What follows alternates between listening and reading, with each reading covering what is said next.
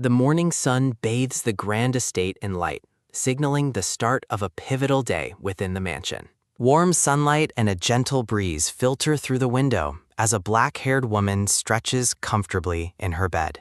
She wakes feeling unusually refreshed, possessed by the sudden conviction that today, everything in life will finally go her way. Dressed in a sophisticated purple gown, the black-haired lady moves with purpose past her bowing household staff. In the quiet of a lavish office, she sits across from the blonde-haired Euclid, who appears somber and incredibly tense. The blonde-haired man, Euclid, breaks the silence by unexpectedly requesting a divorce from his stunned wife, Evgenia Rudion. A soft tap sounds as she sets her teacup down with a heavy sigh, processing his shocking legal demand. Euclid flinches under her intense gaze, his green eyes filled with visible anxiety as he awaits her inevitable reaction.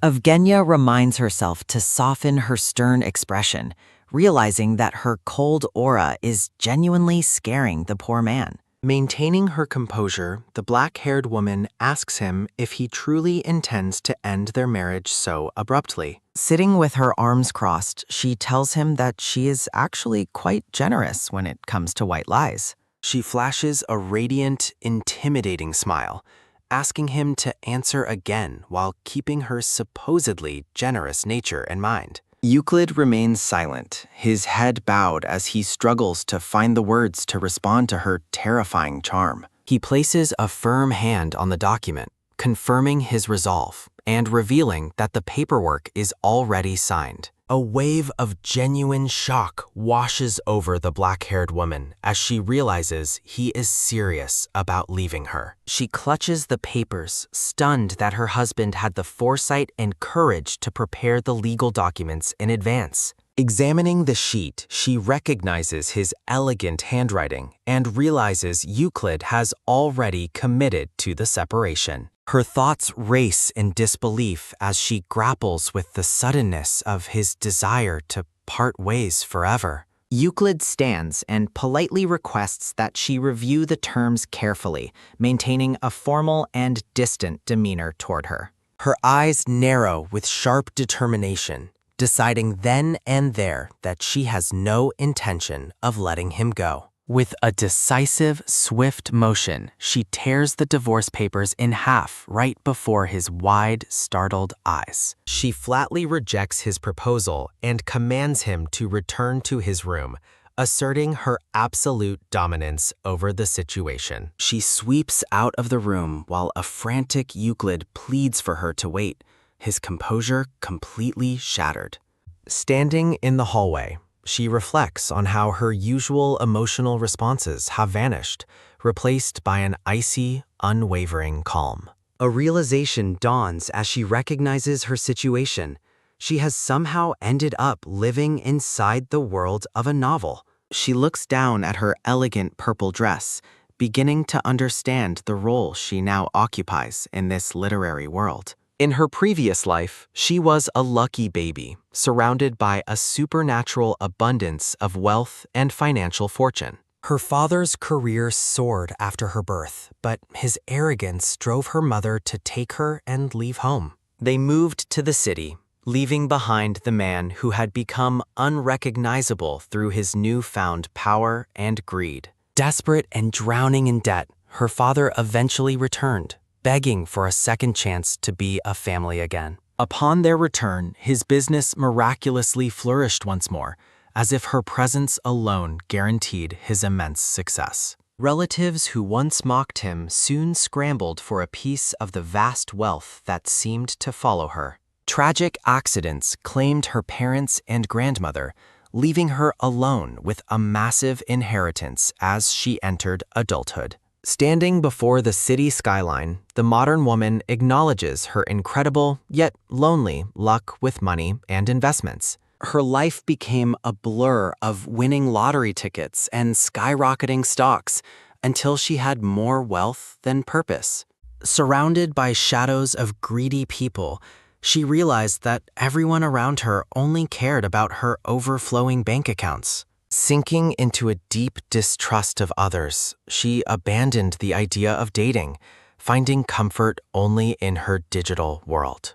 She found solace in binge reading a popular web novel titled The Saint's Dangerous Choice on her mobile phone. Lying in her pajamas, she became obsessed with Euclid, declaring the minor character to be her favorite future. The novel followed Melissa, a saint caught in a reverse harem battle between a prince, a priest, and an assassin.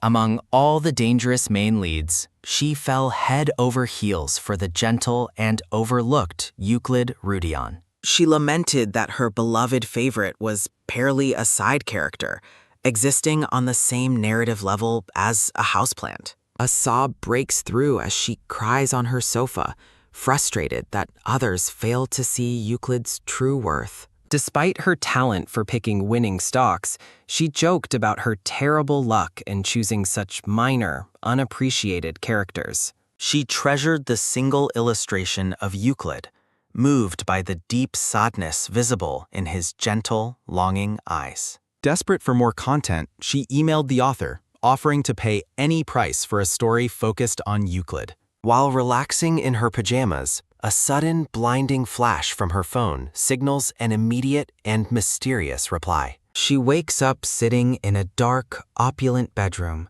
wondering if she had simply dozed off while reading her phone. The black-haired woman stands in a daze, realizing she is in a lavish place she has never seen before. Looking into the mirror, she is shocked to find the stunning face of Evgenia Rudion staring back at her. Looking into the mirror, the black-haired woman is horrified by her sharp, villainous face and striking violet eyes. A decorative portrait identifies her as the Villainess from the novel who eventually divorces the gentle Euclid. Panicked and confused, Evgenia Rudion clutches her bandaged head, struggling to comprehend how she possessed this body. She recalls receiving a mysterious email from the author before being swallowed by a blinding flash of light. As a sudden, quick knock sounds, the woman hides under her covers, wondering if she actually died. Trembling with nerves, the black-haired woman looks up and cautiously asks who is at her door. A young maid with brown hair and golden eyes enters the room carrying a formal tea service. The maid gasps in delight that her lady is awake, while Evgenia asks for her identity in confusion. Startled, the brown-haired maid identifies herself as Anne, deeply concerned that her lady does not recognize her. Evgenia realizes this girl is the protagonist's right-hand maid, confirming that the novel has become her new reality. Anne rushes to steady the swaying woman, pleading with her not to overexert herself during her recovery. Her eyes narrow with sharp focus as she attempts to determine the exact timeline of the current events. Anne flinches in terror as Evgenia flashes a dark, menacing smile while lost in her own private thoughts. An illustration of a grand wedding flashes through her mind, depicting the union between her and golden-haired Euclid. Her eyes sparkle with pure adoration as she clasps her hands, overjoyed to be near her favorite character.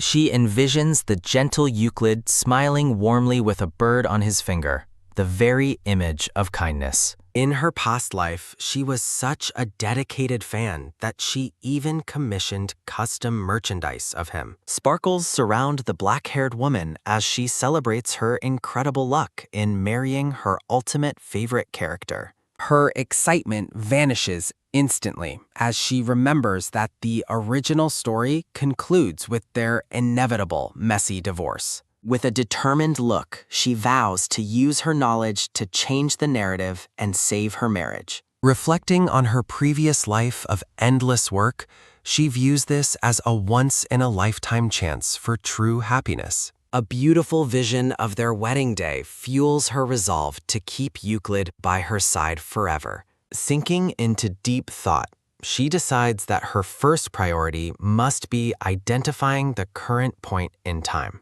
Evgenia asks Anne about the cause of her head injury, leaving the maid shocked by her memory loss. Anne reports that the Crown Prince recently sent a proposal letter to the novel's main heroine, Melissa.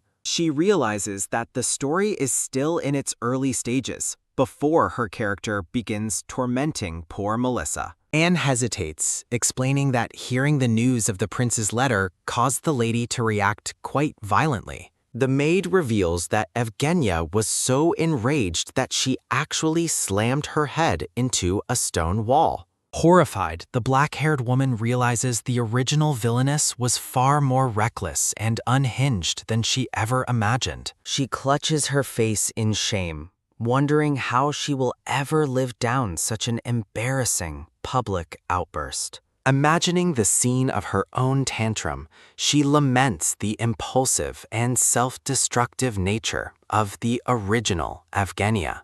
She realizes that her terrible reputation might actually help her get the crown prince to despise her completely. Standing up with renewed purpose, the black-haired woman announces her immediate intention to speak with the duke. She heads for the door to renounce her obsession with the prince, ignoring Anne's frantic pleas to wait. A sharp, metallic clank sounds as guards cross their spears, blocking her exit with a threatening, sudden motion. The woman freezes in place, her face turning pale with absolute terror as she stares at the blades. She collapses in fear, covering her eyes while Anne furiously demands the guards lower their weapons immediately. Evgenia realizes her severe ichnophobia from her previous life has unfortunately followed her into this new world. Her eyes widen in realization as she processes the guard's statement about her not being allowed to leave. The sight of the armed guards flanking her bedroom door confirms her suspicion that she is being confined. Anne apologizes for her silence, explaining that the Duke ordered her to be placed under strict, immediate discipline. Sitting on her bed, Evgenia calmly requests that Anne arrange a formal audience with her father regardless. Anne is stunned by the word father, as the original lady never referred to the Duke so affectionately.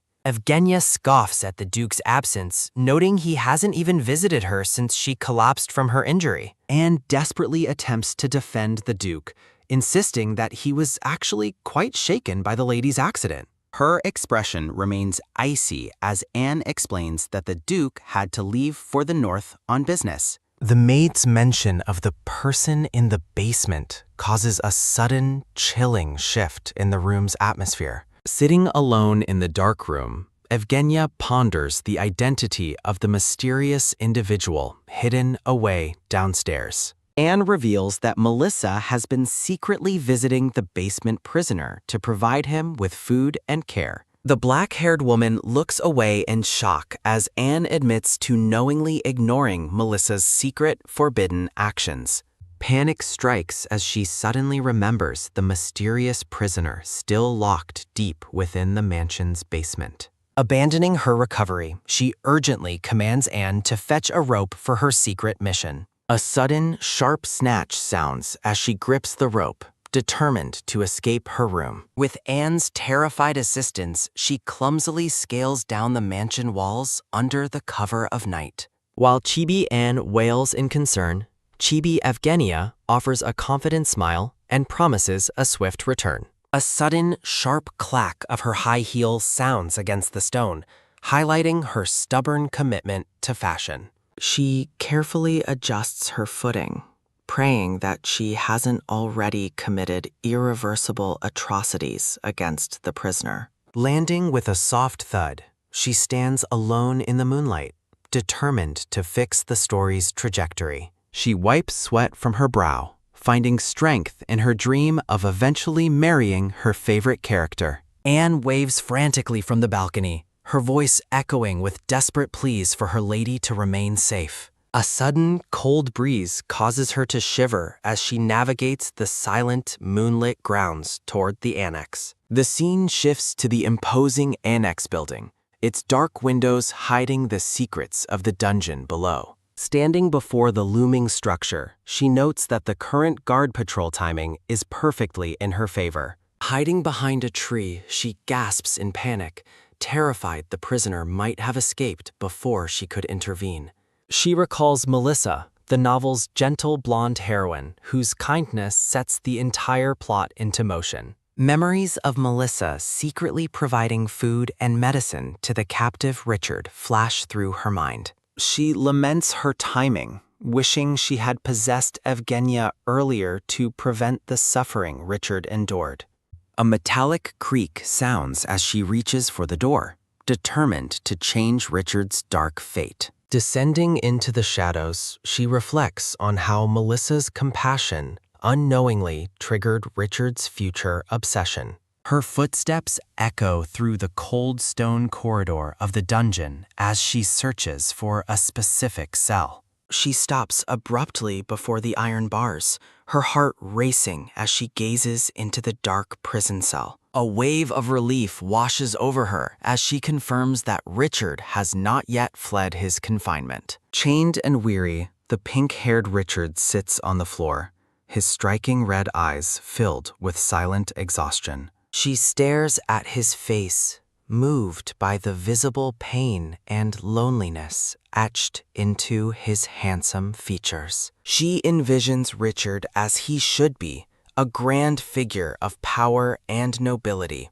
far from these chains. System notes reveal that Richard is the story's most dangerous lead, a man with twisted, stunted emotions. She remembers how Melissa's secret gifts of bread became the only source of warmth in Richard's cold life. This simple act of kindness was the catalyst that taught the broken man the meaning of love. The vision shifts to a darker future, where Richard's gratitude transforms into a terrifying, vengeful obsession. Richard's piercing gaze promises a future of kidnap and imprisonment if the original story remains unchanged.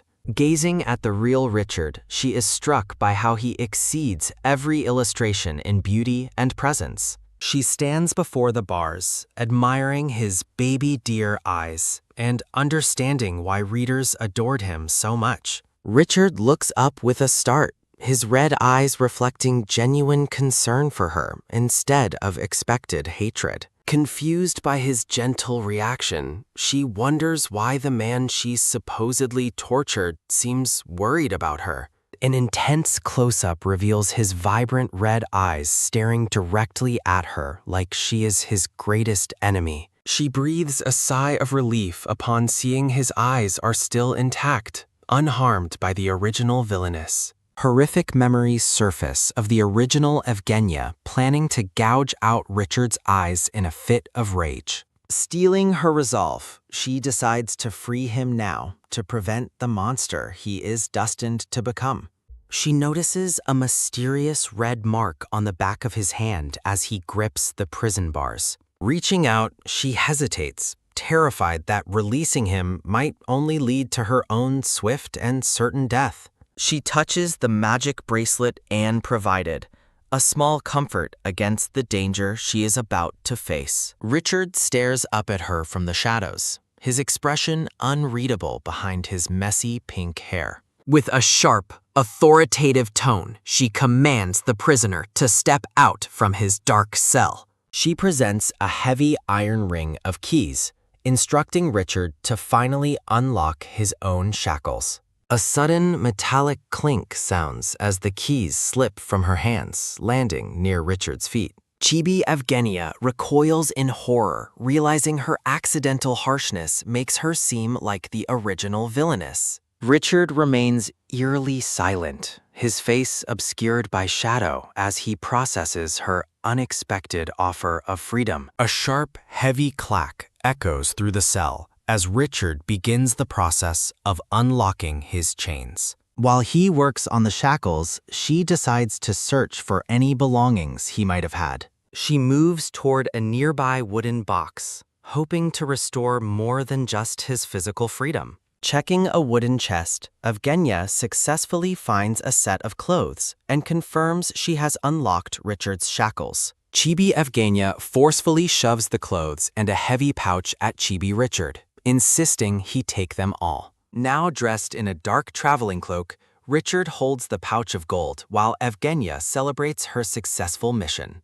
Evgenia looks Richard in the eye, firmly telling the pink-haired boy that he is finally a free man. Richard flinches in shock as the lady bluntly commands him to go, her tone unexpectedly harsh and final. Confused by Richard's distressed expression, Evgenia wonders if the boy expects a formal apology for his past suffering. Standing before the bars of his cell, the black-haired woman offers a sincere apology for everything the original Villainess did. She acknowledges that her sudden change of heart probably sounds suspicious and utterly ridiculous to the traumatized prisoner. Richard stares at her, stunned, as she expresses genuine remorse for buying him and locking him in the basement. A sudden, sharp clink sounds as Richard grips the pouch, which Evgenia explains contains enough gold and jewels for him. She encourages him to use the money to settle down comfortably elsewhere, away from the cruelty of this mansion. Evgenia offers a gentle smile, reaffirming that Richard is truly free to leave his dark past behind forever. Gripping the pouch with his marked hand, Richard remains silent while Evgenia worries about providing him with medicine later. The pink-haired boy looks away, his voice trembling as he asks why he is being forced to leave. Tears stream down Richard's face as he desperately begs the lady to let him stay by her side. Evgenia is completely bewildered when the prisoner suddenly collapses to his knees, crying out for her in desperation. Sobbing, Richard asks if he is being thrown out because he failed to address her as his master. His hands shake as he clutches at her dress, terrified that he is being discarded like a broken tool. Crying hysterically, Richard admits to his supposed mistakes and pleads with Evgenia not to abandon him in the night. Looking at the weeping boy, she reflects that Richard is only 18,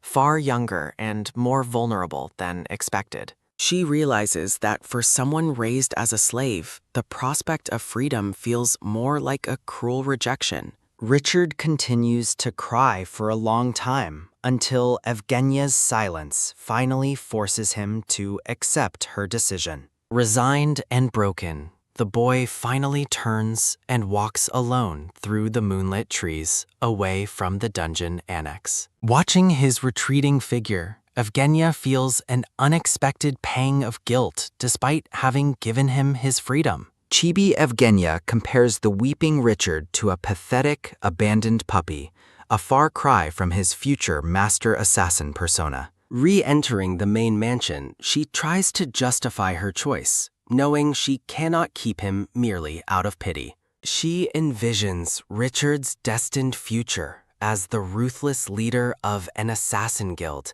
a path fueled by his deep-seated vengeance. A metallic creak sounds as Evgenia slips back inside the heavy mansion doors, hoping her absence went unnoticed. She tiptoes through the silent, moonlit grand hall, unaware of a tall, dark figure watching her from the shadows. A sudden, sharp "hey" calls out to her, freezing Evgenia in place as her face pales with absolute dread. Heart racing, she realizes she has been caught by a man in a formal blue and gold knight's uniform. Panic consumes her as she realizes that being caught outside her room could lead to severe, immediate trouble. Turning to face her pursuer, Evgenia is struck by the man's familiar face, realizing he looks remarkably like herself. A vision confirms that the black-haired man with piercing blue eyes is indeed a high-ranking Basilian royal knight.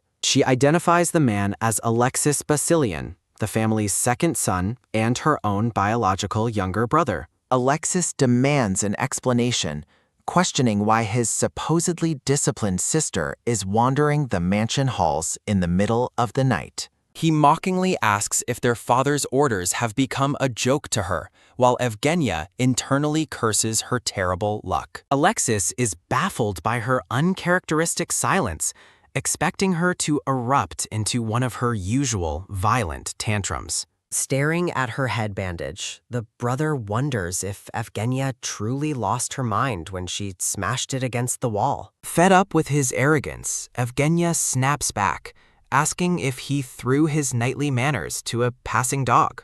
Alexis flinches in visible shock when his sister sharply questions if that is how he should speak to his elder. Stuttering and confused, the young knight asks what she thinks she is doing by calling herself his sister. He stares at her with a mix of suspicion and disbelief, clearly rattled by her sudden change in demeanor. Alexis continues to question her, his expression hard as he struggles to process his sister's bizarrely polite behavior. Evgenia recalls that in the past, Alexis used to despise it whenever anyone referred to her as his older sister.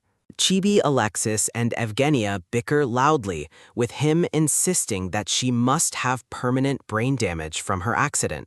Looking away in annoyance, Evgenia tells herself she doesn't need his approval and just wants him to leave. Turning back with a glare, she commands him to stop pretending he actually cares about her well-being. An oppressive silence falls between them as Evgenia wonders if her words were perhaps a bit too harsh. Alexis looks genuinely hurt, begging her to yell or get mad instead of treating him like a complete stranger. Evgenia feels an unladylike sneeze approaching, fearing for her hard-earned dignity while her internal voice warns of impending disaster. A muffled, suppressed kurung sounds as she sneezes, much to the bewilderment of her black-haired brother, the knight Alexis. Alexis calls out to his sister while she covers her face, blushing from the sheer embarrassment of the clumsy moment. The young knight's expression softens with uncharacteristic concern as he wonders if his sister's red face means she was crying.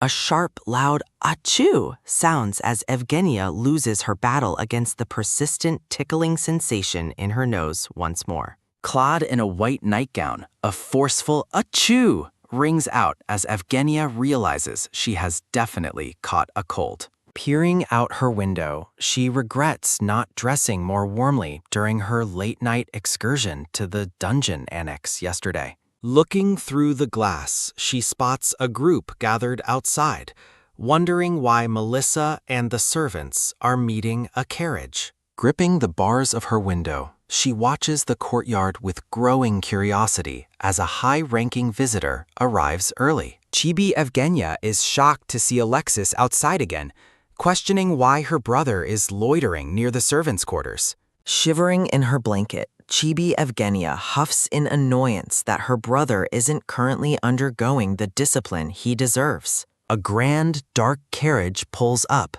and a man in a sophisticated black and gold military uniform steps out. She identifies the visitor as the Duke of Basilian, who immediately begins barking orders at a bowing head servant. From her window, she watches a maid rush back toward the mansion, sensing an urgent matter is finally unfolding. Melissa bursts into the room, breathlessly announcing that the Duke has arrived and specifically requested the lady's immediate presence. Realizing she is the reason for the Duke's visit, Evgenia decides this is the perfect chance to advance her plans. A system profile introduces the Duke of Basilian, a man whose power is second only to the imperial royal family. Known as a cold-blooded and ruthless politician, the Duke is rumored to treat every social interaction like a chess match. Narrations warn that meeting his icy eyes feels like standing on thin ice, while his deep voice commands total submission. Looking at the Duke's stern face, she prepares herself to confront the most intimidating member of her new family. She understands that winning his favor is the only way to secure his formal approval to marry the noble Euclid. Melissa helps her into a stunning purple lace gown, chattering happily about how the Duke must be worried about her. Evgenia remains skeptical, thinking that even a bitter enemy would feel concerned by someone smashing their head into a wall. Melissa finishes the final adjustments to the purple dress, asking with wide, expectant eyes if her lady is finally ready. A soft, elegant siroc sounds as Evgenia rises, her gown shimmering with a newfound resolve to face the Duke. Despite her maid's concerns about her fever, Evgenia grips the door handle and insists on meeting her father right now. Stepping into the hall, she stops before a young, brown-haired knight who is standing guard with a long ceremonial spear. Recognizing the knight she previously intimidated, she realizes she must silence him properly to keep her secret dungeon visit hidden. With an authoritative air, the black-haired lady asks the trembling guard for his full name to seal their silent pact. Stuttering in terror, the knight identifies himself as Gressel Fion, a name that seems strangely familiar to the transmigrated lady. She offers a chillingly sweet smile, promising to tell the Duke that Gressel stood guard outside her room all night. A sharp, crisp pot sounds as the terrified knight salutes, his face a blur of frantic relief and absolute obedience. As they walk away, Melissa playfully asks her lady if she has developed a secret crush on the nervous young knight. Melissa is offended on her lady's behalf, referring to the common guard as that thing, while Evgenia looks on blankly. Deciding it's easier to agree vaguely, Evgenia tells Melissa to handle the situation however she sees fit for the moment. Her heels click-clack on the stone floor as she suddenly stops, spotting a familiar figure blocking her path. Alexis stands before her with a stern expression, demanding to know what his supposedly bedridden sister is doing out here. Evgenia counters with a sharp gaze, asking if there is any particular reason she shouldn't be walking in her own home. Chibi Evgenia mocks her brother for slacking off, asking if he shouldn't be reporting to the Imperial Knights at this hour. Alexis explodes in rage, shouting that he just finished a week of training and today is his first day of leave. His voice trails off as he looks away, admitting he only came home after hearing about her sudden, violent collapse. Infuriated by her unreadable, dazed expression, Alexis yells at her to stop making that ridiculous face during their serious argument. He points a finger at her, warning her to stay quiet about his own activities since she also wandered off alone. A chilling, oppressive aura fills the hall as a tall, dark-haired man appears silently behind the bickering, unaware siblings. Alexis freezes and immediately stammers "Big Brother" as the newcomer issues a single, low-voiced command for him to be quiet. Listening to Alexis's terrified reaction, Evgenia realizes this imposing man must be the first son of the Basilian household. A formal introduction confirms the man is Leihart Basilian, the eldest son and heir to the Duke's immense power. A sharp quag sounds as she tightly grips her dress, sensing an unsettling, dark energy radiating from the stoic Leihart. Despite lacking the original Villainess's memories, she is struck by a wave of vivid, instinctive emotions directed at the man. Leihart dismisses their presence with a cold profile view glare, leaving Evgenia with a lingering, sour sense of intense displeasure. Evgenia stares downward with an icy gaze, finding it hard to contain her growing irritation upon seeing Sionel. Sionel narrows his eyes with suspicion, questioning why the black-haired lady has appeared despite the standing confinement order. Maintaining a calm composure, Evgenia states that she has come to discuss an urgent and important matter with her father. Sionel is left reeling in shock as a sudden thud echoes, questioning the boldness of his sister's unexpected demand. As Sionel protests her presence, a commanding voice from within the office grants Evgenia permission to enter the room. Inside the grand office, the Duke sits at his desk, his voice cold and authoritative as he addresses his children. The brown-haired Duke gazes forward with a stern, tired expression, his military uniform reflecting his high and rigid status. With a piercing look, the Duke commands his daughter to approach, reminding her that he gave the order himself. Evgenia stands tensely between the men, the atmosphere in the room thick with silence and her own mounting internal pressure. As her heels click-clack across the floor, Evgenia fears the Duke is even more terrifying than the novel described. The black-haired lady feels a sting of injustice, wondering why she must suffer for the past tantrums of her predecessor. The Duke suddenly pauses as he looks at his daughter, his stern demeanor flickering with a moment of visible hesitation. Crystal-clear tears fall from Evgenia's purple eyes as she looks at her father, her silent sorrow filling the ornate room. Horror washes over the Duke's face as he shouts his daughter's name, completely unsettled by her rare display of vulnerability. Sionel watches with wide-eyed disbelief, his heart sinking as he witnesses the proud Evgenia weeping openly before them both. Wiping her eyes, the black-haired lady realizes with a start that her body is reacting emotionally without her conscious permission. A heavy thud sounds as the Duke slams his hands onto the desk, his panic rising at the sight of her. Looking flustered, the Duke approaches his daughter and asks why she is crying, his previous coldness replaced by frantic worry. Evgenia is stunned into silence as her father offers a lace handkerchief, appearing far kinder than the rumors suggested. The brown-haired Duke apologizes for calling her out, mistakenly believing her condition had improved while her hand trembles slightly. Seeing the Duke's genuine concern, Evgenia realizes he is just a father deeply worried about his daughter's well-being. The black-haired lady feels foolish for fearing exile, realizing she may have fundamentally misunderstood her father's true character and feelings. Looking at the luxurious room, Evgenia resolves that she must discuss her marriage to finally meet her beloved Euclid.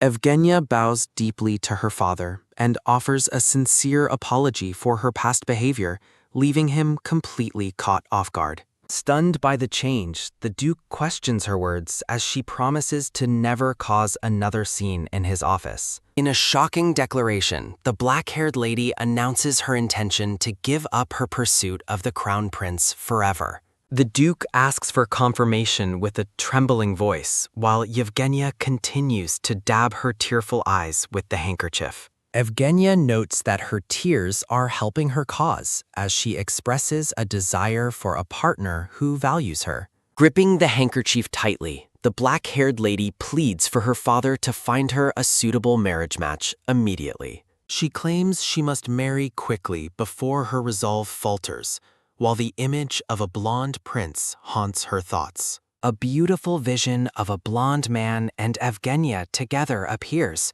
representing her secret hope for a happy future. Sionel asks if she is being honest, and Evgenia firmly confirms that her words are the absolute, unvarnished truth. The siblings stand in silence, the weight of her life-altering request hanging heavily between them in the sunlit room. Evgenia tells them she trusts their judgment, though a chibi thought bubble notes their obvious and lingering skepticism of her. She adds a sense of urgency, stating she wishes to be married before the Crown Prince's own wedding ceremony occurs. Imagining a peaceful life with her bias, Evgenia expresses her desperate need to leave the capital and start anew. The Duke appears overwhelmed and sweaty, while Evgenia worries that her groom might be changed to someone she doesn't want. Smiling softly, the black-haired lady reaffirms her trust in her father, but insists on maintaining her high noble status. The Duke reassures her with pride, declaring that no matter what happens, she will always be a Basilian lady. A close-up reveals the Duke's contemplative expression as he considers the gravity of his daughter's sudden and dramatic request. In a chibi moment, the Duke promises to choose a match fitting her station, and a relieved Yevgenia exhales. Turning to leave, the black-haired lady notes she has said everything necessary and prepares to return to her room. Hoping to secure her victory, Evgenia stops and calls out to her father using the endearing term Dad. A soft rustle sounds as her black hair flows beautifully among white roses, her expression delicate as she looks back once more. The Duke stands completely paralyzed as he watches his daughter, the unexpected name she called him, echoing in the silent office.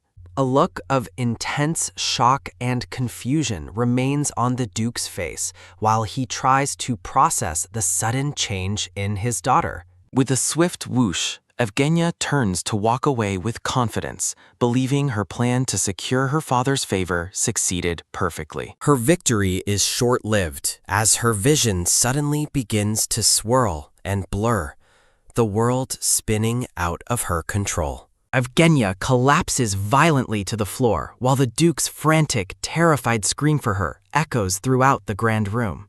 Darkness enshrouds the scene as panicked voices scream for a physician to attend to the fallen and unconscious Duchess immediately. Leehart checks the feverish Evgenia's forehead, ordering others to move aside as he realizes how sick she truly is. Panic ensues in the bedroom as Duke Basilian and his sons gather around, frantically demanding a physician for the lady. A physician carefully examines the bedridden Evgenia with a stethoscope, confirming she has developed a significant cold. The doctor advises Duke Basilian and Linhart to let her rest, prescribing medicine to ensure a smooth recovery. Chibi Duke Basilian explodes in a fit of angry confusion, questioning how his daughter caught a cold while isolated. The Duke remains suspicious, though the physician insists her condition isn't caused by her earlier self-inflicted head injury. Sweating and weakened, Evgenia rests while the physician notes that her body and mind have been severely drained. Duke Basilian shouts in frustration, blaming his own absence for his daughter's worsening condition and perceived abandonment. The maid informs the surprised Duke, Leehart, and Alexis that the first thing Evgenia did was ask for her father. A heavy silence falls as the Duke and Leehart trade expressions of stunned disbelief over Evgenia's unexpected concern. The Duke looks pained, realizing his habit of avoiding her tantrums has only deepened the rift between them. Alone in his office, the Duke is visibly moved that his daughter sought his presence instead of screaming. A rare, soft expression touches the Duke's face as he dwells on the fact that Evgenia finally called him father. Leehart reflects on her sudden change, noting she has harbored deep resentment toward their families since she was a child. A nostalgic vision shows a young, happy Evgenia embracing her mother, the only person she ever truly followed. Memories of a grieving child reveal that Evgenia hid her heartbreak and true feelings from everyone after her mother died. The Duke and Leehart speculate that the Crown Prince's proposal to Melissa was the catalyst for Evgenia's physical collapse. Infuriated, the Duke defends Evgenia's worth as a noblewoman, despite the obsessive behavior she previously displayed toward the prince. Leehart suggests that the current situation provides the perfect opportunity to proceed with the planned marriage for the family's benefit. Looking stoic and determined, Leehart prepares to navigate the complicated politics surrounding his sister's future. Leehart warns his father that Evgenia is notoriously fickle and might retract her consent for the Rudion marriage at any moment. The Duke agrees that securing a strong alliance with House Rudion is the best way to stabilize their family's standing. Somewhere distant, the blonde Euclid Rudion sits amidst cherry blossoms, diligently writing with a black quill. A frustrated shout, "Baruch!" echoes through the Rudian duchy as a beautiful mansion stands under a cloudy sky. Identified as Euclid Rudion, the handsome blonde man looks up from his desk as a frantic matter is brought before him. His aide, Delano, expresses absolute shock at the news that Euclid intends to marry the notorious Lady Basilian. Delano argues against the union, citing Evgenia's ruined reputation and her public obsession with the Crown Prince. Ignoring the protests, Euclid calmly asks Delano to report their current outstanding debts to Count Beers. Delano reveals a looming debt of 750 gold, warning that failure to pay will lead to financial ruin. Euclid explains that the pressure from their creditors and long-standing debts has left them with very few options. To save his household, Euclid concludes that he must go through with the marriage despite the lady's poor reputation. Delano questions Euclid's judgment, reminding him of the Duke's fearsome reputation versus Euclid's earlier positive impressions. Chibi Euclid and Delano bicker as Euclid recalls the Duke being surprisingly hearty during their formal business discussions. Euclid envisions the Duke happily unloading a massive dowry just to rid himself of his wild daughter. Staring at a portrait of the red-haired crown prince, Euclid dismisses the rumors of a romance with Evgenia as nonsense. A sharp ahoom sounds as Euclid decides her past feelings don't matter compared to the survival of his duchy. Euclid commands his steward to prepare for their departure to the capital, ignoring Delanos's last-ditch efforts to stop him. Putting on his glasses, Euclid's gaze turns sharp and calculating as he prepares to meet his future bride. Defeated, Delano bows his head and accepts his lord's final decision with a heavy, worried sigh. Euclid offers a confident smile, dismissing his aide to handle the rest of their travel preparations. A sharp talk sounds as Euclid sits alone in his grand office, his mind focused on the upcoming journey. Suddenly, the room dims as Euclid stumbles Biddle, clutching a cloth to his mouth in a moment of physical distress. Looking pale and sweating, Euclid gasps for air as he struggles with a secret, debilitating illness. A white handkerchief is stained with a shock of bright red blood, revealing Euclid's terminal condition is worsening. Back at the mansion, the maid enters Evgenia's room with a cheerful tune, carrying a tray of bitter medicine. Evgenia moans in annoyance, feeling the servants are treating her like a tragic patient on her deathbed. Addressing her maid as Anne, Evgenia insists she doesn't need to be watched so closely while taking her medicine. Drinking the bitter brew, Evgenia realizes her family's overprotective behavior stems from her recent collapse and suicide attempt. She imagines her father and brothers hovering over her, their shouting voices calling her scrawny and weak. Evgenia wakes fully, staring at the gathered men with a look of pure exasperation, wondering what they are all doing. Evgenia wakes to her father and brothers apologizing for their absence, but she is left completely bewildered by their kindness. Tearfully denying any loneliness, the black-haired lady insists she isn't hurt, while her family watches her with deep, uncharacteristic concern. The Duke and his sons exchange pitying looks, clearly unconvinced by her protests as they believe she is masking her pain. To brighten her mood, the blonde maid offers a piece of candy as a reward, and the lady begrudgingly accepts it. Sitting alone, Evgenia quietly chews on the sweet treat, reflecting on the strange, sudden shift in her family's overprotective behavior. The blonde maid suddenly remembers to mention that Lady Melissa requested to see her earlier in the day. Startled by the news, the black-haired lady wonders why the protagonist of the original story would suddenly want an audience. The scene shifts to a sunlit gazebo where the two women share tea and enjoy the refreshing morning air together.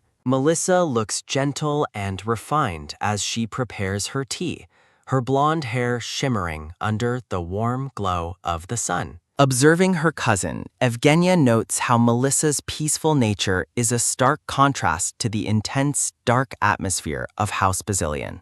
Setting down her cup, the black-haired lady asks if there was a specific reason Melissa sought her out today. Melissa panics when she nearly spills her tea, but Evgenia dismisses the accident, noting the tablecloth is barely wet anyway.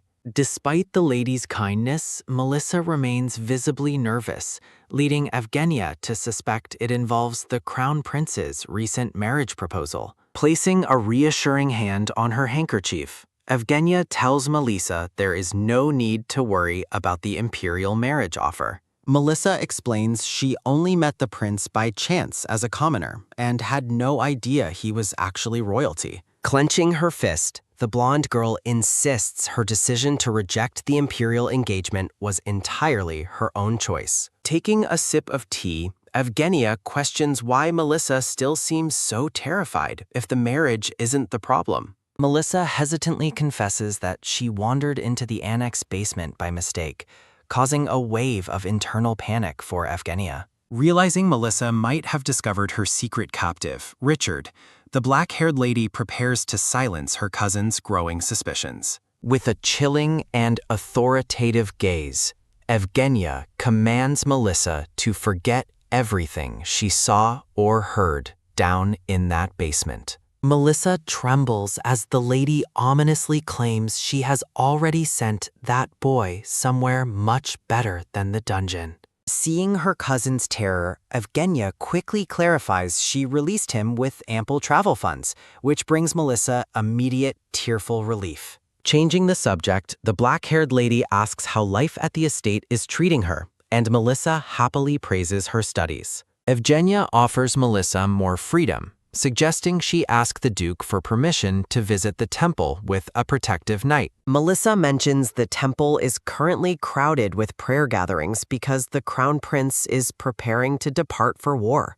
Understanding dawns on Evgenia, realizing that the impending war is the real reason the nobility ignored Melissa's rejected engagement. As they continue their tea, Melissa leans in to share a whisper about the prince's legendary martial reputation. A grand vision shows the first emperor slaying a dragon, a legacy of power that supposedly flows through the current prince. Their peaceful afternoon is interrupted as the blonde maid rushes toward the gazebo, shouting for her lady in a panic. Evgenia freezes mid-gesture, her expression souring as she senses an unwelcome presence approaching the garden. The maid announces an unexpected guest, and the black-haired lady realizes the crown prince has arrived to see them. A close-up reveals a man with reddish-brown hair calmly drinking tea, his expression masked by the ornate cup. Resting his chin on his hand,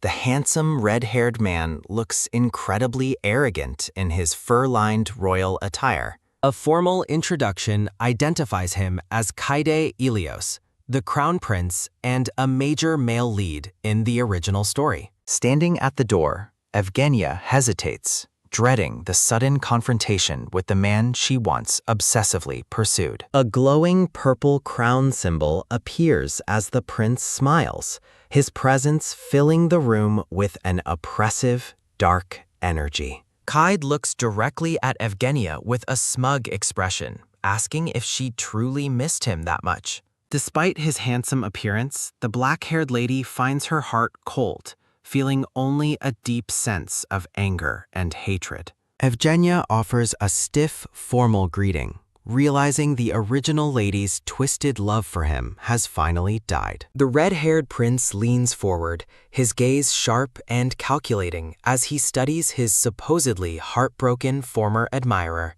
Kaide mocks her suicide attempt, asking if she truly rammed her head into a wall because of his proposal to Melissa. Evgenia coldly tells him not to concern himself, but the prince persists, claiming her self-harm was blamed on him. When he mentions her recent strange behavior, the black-haired lady sharply retorts that she has simply come to her senses. Kaide looks visibly annoyed, his brow furrowing as he questions the validity of her sudden change in personality. Firmly declaring her independence, Evgenia states she has let go of her feelings and plans to marry someone else entirely. Kaide looms over her, his shadow dark and imposing as he demands to know if she's really leaving him. Exploding in rage, the prince grabs her and shouts, unable to believe she is giving up the position of crown princess. Evgenia looks at him with pure bafflement, wondering why he is reacting so violently to the rejection he always wanted. Demanding her personal space, the black-haired lady tells the prince to let go of her immediately. Kaide laughs off her words as a lazy lie, but Evgenia shocks him by mentioning the proposal already sent to House Rudion. Evgenia wonders how a supposed swordmaster can fail to notice a fly buzzing near his face. Kaide continues his smug mockery, completely unaware of the insect currently landed on his cheek. The black-haired lady grows increasingly irritated, her concentration shattered by the fly's presence on the prince. Chibi Evgenia shouts in a bubble, frustrated that Kaide hasn't noticed the insect near his head. Clenching her fist, Evgenia's patience reaches its limit as the fly continues to get on her nerves. Kaide leans forward, still wearing an arrogant smile, while the insect remains perched on his chin. When the prince offers to accept her as a mistress, Evgenia suddenly swings her hand toward him. A heavy, frozen silence fills the room as both figures stand motionless after the unexpected physical contact. A chibi version of the black-haired lady looks horrified and panicked by her own impulsive, violent outburst. Staring with a red mark on his face, the prince demands an explanation for the shocking slap. Evgenia looks deeply flustered, realizing she just struck royalty while being caught up in her own irritation. Flashbacks depict the original lady's past obsessive behaviors, though she never previously resorted to physical violence. The narrative notes that even at her worst, the former Yevgenia never lost control past a certain line. Past memories show Kaide deliberately ignoring Evgenia to dance with other ladies during formal events. Despite his neglect, the original lady was the one who always handled the messy endings of his flings. A childhood memory illustrates the long history of irritation and boredom that has defined their relationship. Back in the present, the red-haired prince remains stunned, unable to comprehend why she actually hit him. Kaide rationalizes the slap, assuming she must be reacting to the shock of his proposal to Melissa. Looking down with a troubled expression, Evgenia offers a small, reluctant apology for her sudden lack of control. Footsteps thud as Kaide walks away, thinking that his interaction with her is far from finished. Turning back, the prince announces his departure for war, casting a somber shadow over their conversation. He tells the lady he will be gone for months, while Evgenia remains silent and unreadable. A close-up shows Kaide offering a sharp, cold smirk as he prepares to take his final leave. Evgenia suddenly pulls something out with a quick snap, holding out a pink, lace-trimmed handkerchief for him. Startled by her gesture, Kaide looks at the gift, confused by her sudden show of apparent concern. Evgenia notes the delicate lace, suggesting the gift matches his refined but arrogant royal personality perfectly. With a firm clack, Kaide snatches the cloth, his expression shifting into one of dark satisfaction. The prince looks back over his shoulder, his red eyes glimmering with a newfound, dangerous interest in her. To Kaide, Evgenia's cold violet eyes now resemble strong liquor, intoxicating and far more complex than before. Enveloped in a menacing red aura, Kaide smirks while clutching the token he received from the lady. The sun sets over the grand Basilian estate, marking the end of the prince's unexpected visit. Alone in the parlor, Evgenia sighs and rubs her temples in a state of sheer mental exhaustion. Reflecting on the day, she finds it unbelievable that she actually slapped the crown prince of the empire. A chill runs down her spine as she realizes her slap might have backfired into attracting his attention.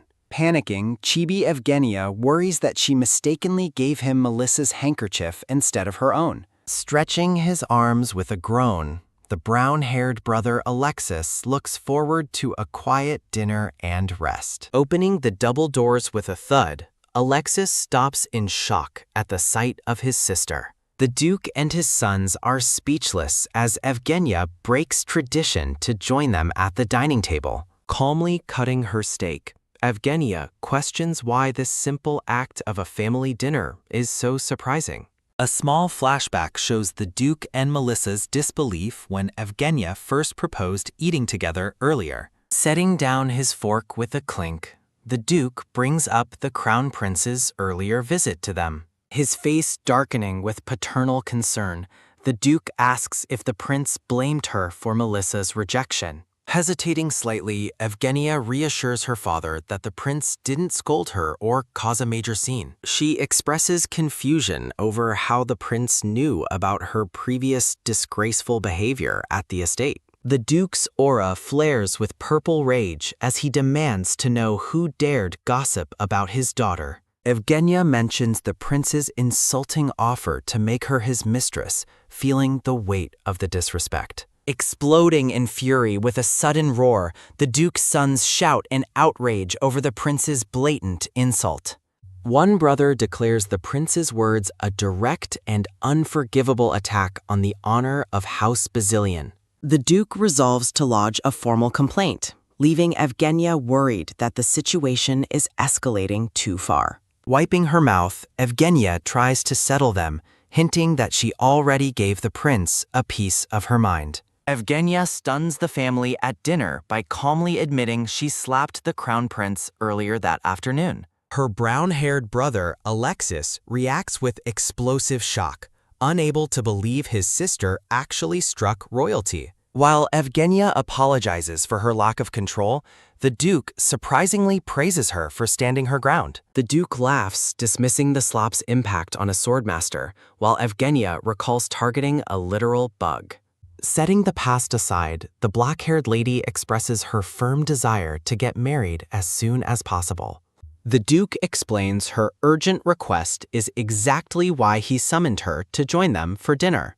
Bathed in a warm, golden glow, Evgenia feels an overwhelming sense of relief that the moment has arrived. A tense close-up shows the lady swallowing hard, her composure wavering as the reality of her plan settles. The Duke reassures her that any man would want her, while Evgenia imagines a tiny, adorable groom. As dinner is served, the Duke notes that House Rudion's response arrived slowly via a standard carriage. Determined to help his daughter's prospective house, the Duke plans to send magic carriages and stones as gifts. Evgenia asks her father to send one carriage ahead and prepare for her eventual move to the capital. The Duke praises her meticulous nature, noting she even hand-picked the knight who will accompany her after marriage. A memory of a brown-haired knight appears, and Evgenia confirms he left a very positive impression on her. Evgenia realizes the maid, Anne, handled the knight selection, while the Duke suggests delaying the wedding for a year. Envisioning a grand wedding, the lady rejects the delay, insisting on marrying her blonde groom immediately. Evgenia explains she wants to leave the capital before the crown prince returns from his war campaign. Hearing her resolve, the Duke sighs and agrees to contact the temple immediately to expedite the wedding. Alexis looks completely lost, asking why the conversation is suddenly dominated by talk of weddings and departures. The Duke formally announces Evgenia's decision to marry, leaving Alexis panicked and demanding to know the groom's identity. When the Duke identifies the groom as Duke Rudion, Alexis gapes in utter disbelief at the shocking news. Alexis feels betrayed as he realizes even Melissa already knew about the engagement while he was left out. The brown-haired brother erupts in a dramatic tantrum, shouting about his status as a family member being ignored. Alexis storms out in a huff, leaving the black-haired lady wondering why he is reacting so childishly. Night falls over the estate, and the heavy parlor doors stand shut after the chaotic family dinner. Walking down the hallway, Evgenia and the blonde maid discuss Alexis's immature behavior with a weary sigh. The pair stops as they encounter the knight, Gressel Fion, standing guard in the dimly lit corridor. The brown-haired knight, Gressel Fion, notices his lady's approach and offers a formal, polite greeting. To her surprise, the knight drops to one knee and begs for forgiveness for his past disrespect toward her. Gressel admits he once believed the rumors about her, thinking himself unlucky to be assigned as her guard. Now deeply moved by her grace, the knight vows to devote his entire life to serving her. A close-up reveals Gressel's somber and earnest face as he reflects on his newfound loyalty to his mistress. With a commanding tone, Evgenia tells the knight to stand up, and he complies with immediate, sharp obedience. She questions if he is truly willing to follow her to the harsh, cold north following her wedding. Gressel mentions his sibling is a hostage for treatment, a term that immediately sets Evgenia's suspicions on edge. He quickly clarifies that she was actually protecting his sick sibling, a realization that leaves him visibly moved. Flustered by the knight's excessive emotional outburst, the black-haired lady tells him to leave for the night. Later in the parlor, Evgenia reflects on her luck in gaining such a loyal guard out of nowhere. She realizes that the blonde maid, Anne, is far more capable than she previously imagined. Staring into her tea, she wonders if the original lady was truly as villainous as the story claimed. Evgenia asks Anne if she finds her sudden change in heart and marriage plans to be strange. Anne offers a bright, radiant smile, stating that her loyalty to her lady was pledged long ago. Evgenia smiles softly, knowing everything changed simply because the soul inside her body is no longer the same. A chibi version of the maid cheers for the marriage as the scene transitions to a dark night. A man lies on the floor in a dark room, gasping in agony as he clutches his head. Kneeling before a statue, the man begs for death, his desperate plea echoing through the silent, cold cathedral. The man, a silver-haired priest, wonders if helping Lady Basilian will finally bring him the relief he seeks. Another man approaches the silver-haired priest, warning him that his endless all-night prayers will lead to collapse. The priest's companion notes his strong character, looking with deep concern at the exhausted, sweat-drenched man. The narrative identifies the haunted, worn-down man as High Priest Damien, a key figure in the unfolding drama. Damien, the silver-haired high priest, visits his companion late at night to deliver an urgent, mysterious report. Narrator text explains that Evgenia's new groom is surprisingly not the crown prince, defying her well-known obsession. The long-haired man gasps in shock as Damien reveals his intentions regarding the upcoming unexpected Basilian wedding. Walking through the cathedral, the silver-haired Damien announces he will personally preside over the lady's wedding ceremony. Damien clutches his pendant with a somber, determined look, fixated on personally overseeing the union of House Basilian. A bright morning sun rises over the grand Basilian estate, signaling the start of a busy new day. Tension hangs heavy in the parlor as Alexis and Evgenia sit in an awkward, brooding silence together. Alexis explodes in frustration, shouting at his sister for glaring at him, though she remains calm and collected. Weary from the conflict, Evgenia notes that her brother is still sulking over her sudden engagement news. A chibi version of Alexis buries his face in a pillow, grumbling childishly about being ignored by family. Despite the friction, Evgenia hopes to mend their relationship and enjoy some family harmony before her wedding. Sitting across from her brother, Evgenia points out his impending departure for war and his unnecessary grumpy brooding. Alexis asks why her treatment of him has shifted so drastically, catching the black-haired lady completely off guard. Hugging his pillow tight, Alexis complains that he was never allowed to call her by the familiar title, Nuna. Evgenia looks away, haunted by a past she doesn't fully understand as she reflects on her old self. A painful memory shows a young Alexis offering flowers to a cold, distant, and remarkably cruel child Evgenia.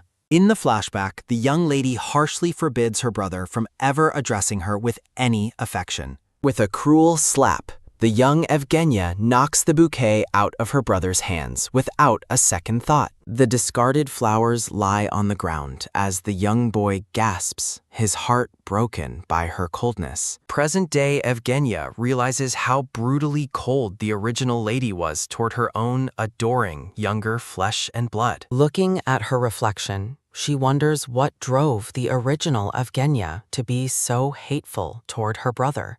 Breaking the cycle, Evgenia gently gives Alexis permission to call her Nuna from this moment forward. Alexis reacts with suspicious shock, prompting Evgenia to snap back at his dramatic and ungrateful attitude. Sighing at his grumbling, the lady realizes that even kindness is met with a tantrum from her brother. Evgenia tells him to drop the subject, while Alexis peeks over his pillow with a lingering sense of disbelief. Alexis shyly asks if he can visit her at Rudion's castle after he safely returns from his campaign. Panicking at the mention of danger, Evgenia scolds him for jinxing his return, while Alexis pushes for an invite. Softening her stance, she formally agrees to let him visit her new home in the snowy, distant north. Evgenia warns him not to sulk about her absence, as Alexis brings up her gift to a total stranger. With a swift snap, Evgenia produces a white handkerchief and offers it directly to her stunned, brown-haired brother. A playful smirk touches the lady's lips as she asks if his wounded pride is finally satisfied.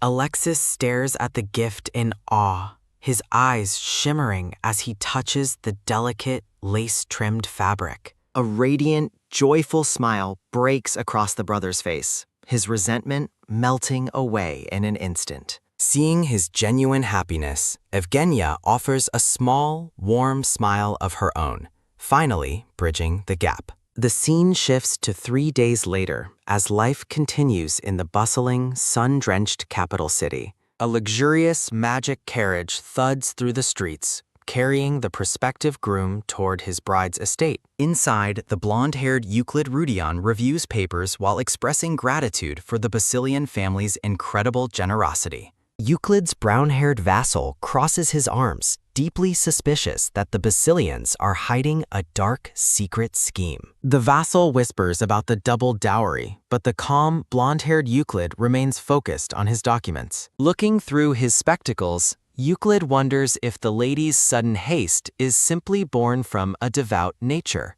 He suggests she wants a quiet wedding, but his vassal finds the timing far too convenient to be true. Euclid fixes a sharp look on his companion, asking him to clarify the source of his intense doubts. The brown-haired man insists there must be a pressing reason behind her urgent desire to marry right away. Euclid's eyes darken with cold authority as he warns his vassal that he will hear no more insults. Realizing he crossed a line, the man bows his head in a hasty, fearful apology to his lord. The carriage thuds to a halt at the Basilian estate, arriving under a clear, sparkling blue sky. Maids whisper amongst themselves, baffled by Lady Evgenia's uncharacteristically nervous behavior and unusually heavy makeup. Euclid steps gracefully out of the carriage, his arrival marked by the soft thud of his boots. Bathed in golden light, the handsome Duke Rudion makes a striking first appearance at his bride's home. The narrative flashes back 3 hours, where a piercing scream and confused shouts echo through Evgenia's room. Evgenia screams in absolute horror upon discovering a bright red pimple right on her forehead. Despair clouds the room as Anne knocks and enters to find her lady sulking at the vanity. A sudden, sharp gasp escapes the blonde maid as she sees the blemish on the lady's skin. Anne frantically apologizes, suspecting that one of yesterday's facial packs must have caused an unfortunate allergic reaction. A flashback shows the over-enthusiastic maids fanning her green-masked face, realizing their skincare routine has backfired spectacularly. Evgenia desperately asks for a way to fix it, but Anne firmly warns her against popping the pimple. Chibi Evgenia clutches her fist, nervously wondering if she can truly trust the maid to hide the disaster. A few hours later, the dark-haired Duke Sionel and his attendants wait in the hall as the scene shifts. Duke Sionel stares in disbelief, questioning what on earth Evgenia has done to her face before the meeting. He looks bewildered as he asks if she even bothered to call the dressing maid for help. Sionel decides they must leave to spite her look, as the staff whispers about her bizarre new style choice. Close-up on the lady's heavy makeup as she wonders why everyone is reacting so strangely to Anne's work. A grand white carriage stands ready in the lush gardens of the estate under the bright morning sun. Duke Sionel leads his family out to the courtyard as the carriage finally arrives for the formal meeting. A panicked Chibi Evgenia shouts about the arrival as the carriage door begins to swing open wide. Duke Sionel maintains a dignified and stoic expression as he prepares to welcome the important guest. Delano, the brown-haired aide, lets out a startled yelp upon seeing the black-haired lady's heavy, dark makeup. The aide peeks over suspiciously, wondering if this shocking look is some strange new trend from the capital. Euclid Rudion steps out of the carriage, looking magnificent in a white and beige outfit under the sun. The blonde Duke Euclid greets her warmly, his gold eyes shining with a gentle and welcoming gaze. Captivated by his presence, Evgenia feels a profound certainty that she was destined to meet this person. Her heart swells with such intense emotion that she feels a sudden, inexplicable urge to start crying. The couple stands bathed in golden light, their contrasting appearances creating a striking and memorable moment together. Euclid introduces himself politely while a tiny, swooning chibi Evgenia admires his godlike sculpted features and voice. Lost in his beauty, the black-haired lady completely forgets to introduce herself until Duke Cyanel clears his throat. Regaining her composure, Evgenia prepares to greet him formally, her heavy lace sleeves catching the bright sunlight. She offers a radiant smile and introduces herself, the heavy makeup creating a bold and unforgettable impression. Euclid pauses for a moment, his expression unreadable as he takes in his bride's startlingly dark makeup. To her shock, the blonde-haired Duke reaches out and gently kisses the back of her gloved hand. Euclid closes his eyes during the respectful gesture, his blonde hair glowing in the soft, warm light. An internal scream of pure joy erupts from Chibi Evgenia after the romantic and unexpected hand kiss. She stands stunned, realizing that her ultimate bias has actually performed such a chivalrous act for her. Looking at his hand, the lady greedily wishes he would have held on for just a moment longer. A fierce blush creeps over Chibi Evgenia as she scolds herself for having such shameless thoughts.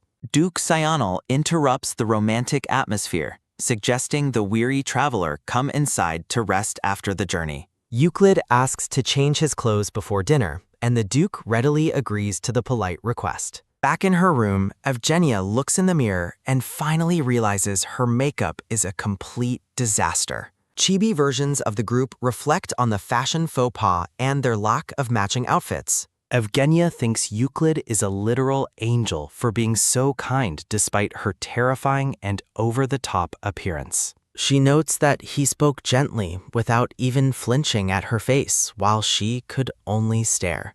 Reflecting on her reaction, she realizes she felt none of the discomfort she experienced with Richard before. Later in the evening, the blonde maid Anne knocks softly on the door and asks to enter. Anne rushes inside and presents her lady with several small, colorful bottles filled with mysterious medicinal potions. Chibi Evgenia looks confused as Anne explains that the bottles contain sedatives and aids for her digestion. The blonde maid looks downcast, feeling guilty for her part in the lady's disastrous and heavy makeup.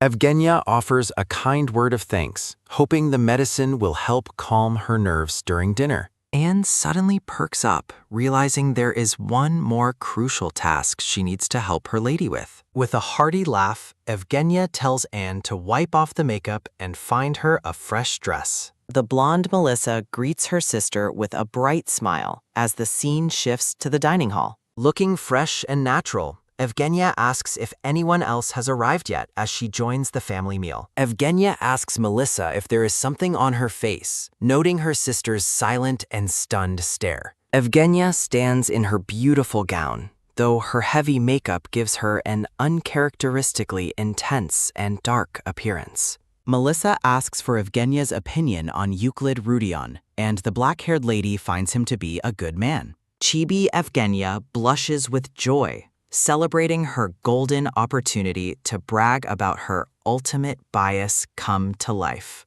Evgenia notes that Euclid possesses an elegant presence, despite their interaction consisting of little more than formal greetings. She reflects on Euclid's compassionate reputation, finding that his gentle demeanor perfectly matches the positive rumors she heard. Evgenia eagerly anticipates their upcoming conversation, while the blonde Melissa looks on with a silent and worried expression. Duke Sionel, the black-haired Delano, and the blonde Euclid Rudion make their formal way toward the dining hall. Euclid Rudion looks magnificent in his decorated white outfit, standing poised as the focal point of the grand room. A gourmet feast is laid out across the long table, accompanied by a polite invitation for everyone to sit. Duke Sionel offers food considerations to Euclid Rudion, who responds to the elder man's kindness with humble gratitude. Admiring Euclid from across the table, the black-haired Evgenia mentally describes him as a perfect and radiant sunshine prince. Evgenia stares blankly as she realizes her makeup plan has failed, feeling the weight of the awkward situation.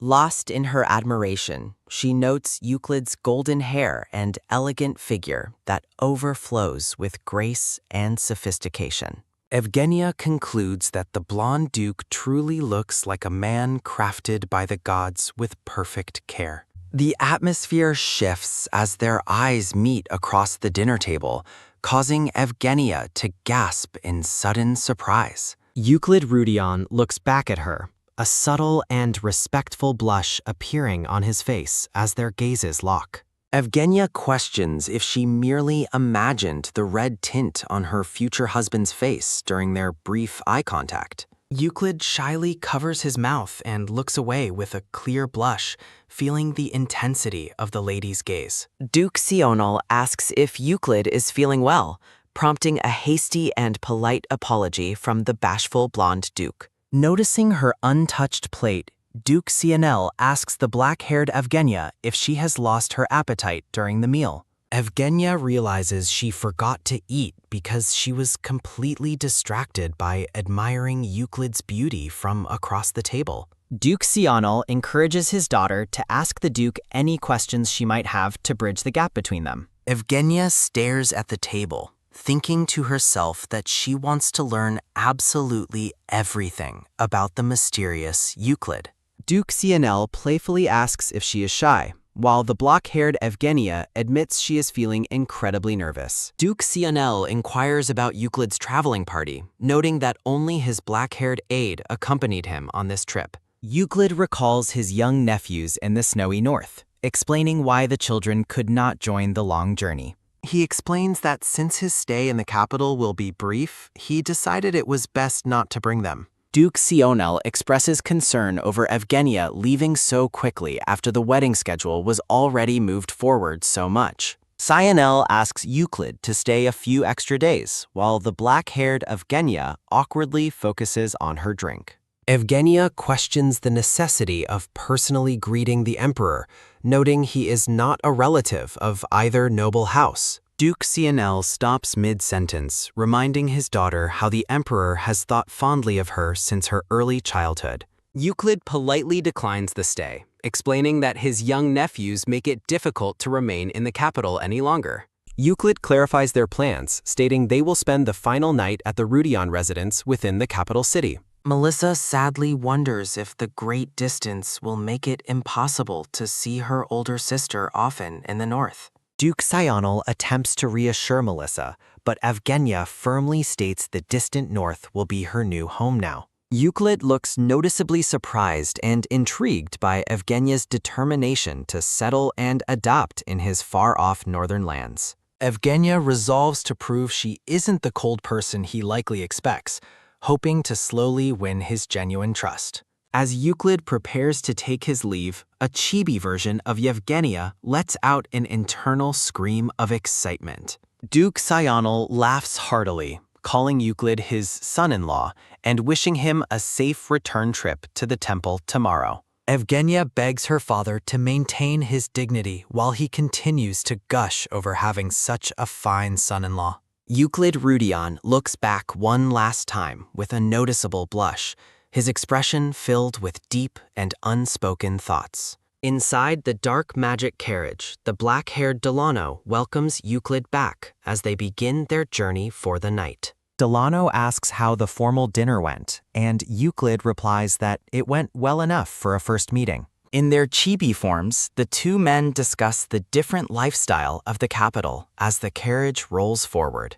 Delano asks for Euclid's honest thoughts on the lady, who describes her first impression as being quite striking. Delano looks puzzled as Euclid falls into a deep and silent contemplation about his encounter with the mysterious lady. Delano admits that the lady's appearance was so shocking that his heart almost stopped the moment he saw her. To Delano's surprise, Euclid looks pensive and sincerely remarks that he found Evgenia to be truly and remarkably beautiful. Chibi Delano lets out a shocked and loud shout, completely baffled by Euclid's unexpectedly positive assessment of her look. Euclid blushes while his black-haired aide, Delano, expresses shock that his master prefers a woman with an intimidating aura. Inside the carriage, Delano wonders if Evgenia seemed gloomy, perhaps even being forced into the marriage against her will. Euclid's pensive expression reflects his internal conflict as he considers his previous plan to offer his bride complete freedom. He admits to himself that his initial plans were foolish the moment he actually met his striking future bride. Narration describes a profound sense of time-stopping, as if he had finally found what he long sought. The blonde duke stands poised beside his carriage, looking toward the black-haired lady during their fateful first meeting. A close-up captures the startlingly dark makeup on Evgenia's face as she meets the duke's gaze under the sun. Earlier that evening, Duke CNL asks Euclid if he is curious about the reason for the hurried wedding ceremony. Euclid humbly replies that he is simply grateful for the Duke's favorable opinion and hadn't questioned the timing. Seated together in the Grand Basilian office, the blonde duke politely thanks the elder man for his kind words.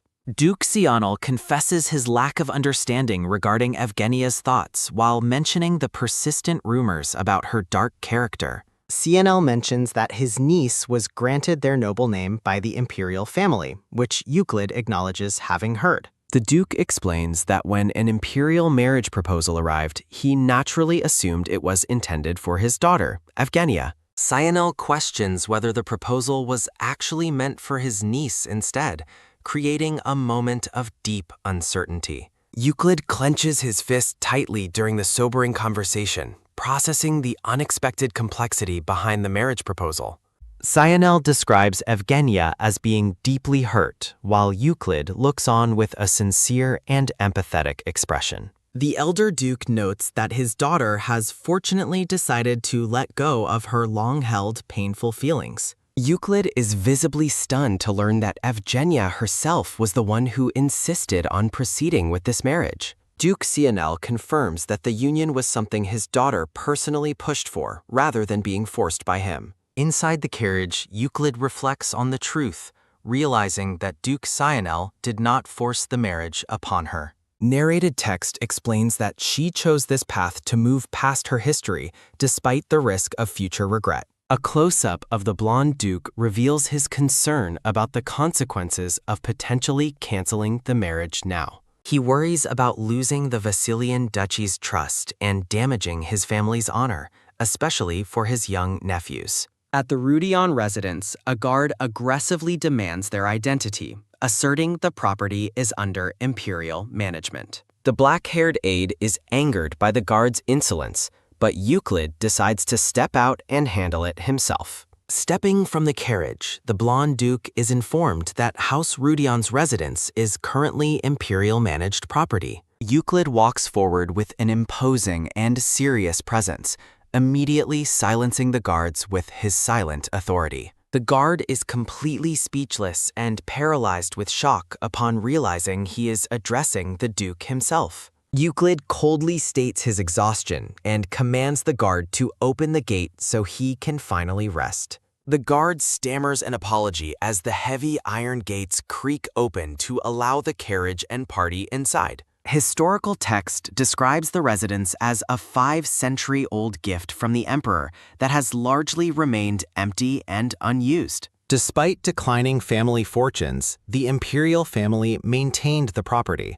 making it effectively an extension of the throne. Inside the foyer, an attendant named Philip bows deeply to welcome the blonde duke back home. Looking weary, the blonde duke requests that Philip guide him to his bedroom for the night without delay. Footsteps echo as Philip leads the blonde duke up the grand staircase while discussing his travels in the carriage. Euclid declines a meal, stating he would rather wash and go straight to sleep immediately after his long journey. Wrapped in a white robe, Euclid dries his hair with a towel until a soft knock sounds at the door. A brown-haired attendant enters the opulent bedroom, bowing to offer his services to the blonde duke. The young servant stands in rigid shock, his mouth open as he takes in the duke's impressive appearance. Introducing himself as Rick, the servant receives a polite greeting and thanks from the duke for the bath. Euclid dismisses the young man, who enthusiastically promises to be available whenever the duke might need anything. Once alone, Euclid sits on the edge of the bed as the door clicks shut behind the departing servant. He reflects on the persistent sense of unease he has felt from the moment he arrived at the residence. Kneeling on the patterned carpet, Euclid searches near the bed to confirm his suspicions about the empty-feeling house. He discovers a hidden purple magic device, comparing the Imperial-managed residence to a sophisticated birdcage for monitoring him. Panels reveal surveillance devices planted throughout the room and balcony, confirming that his every movement is being tracked. Clutching the magic device, Euclid stares ahead with a somber expression as a chill runs down his spine. Historical records show the Helios Empire was founded by two houses, the wealthy House Brazilian and magical House Rudion. While Basilian controlled wealth, the first Rudion had served as the emperor's primary mage, wielding great magical power. An illustration depicts the first emperor slaying a dragon, a feat that secured the founding families their noble titles. House Rudion abandoned the capital's comforts, choosing to settle within the unforgiving and frozen lands of the north.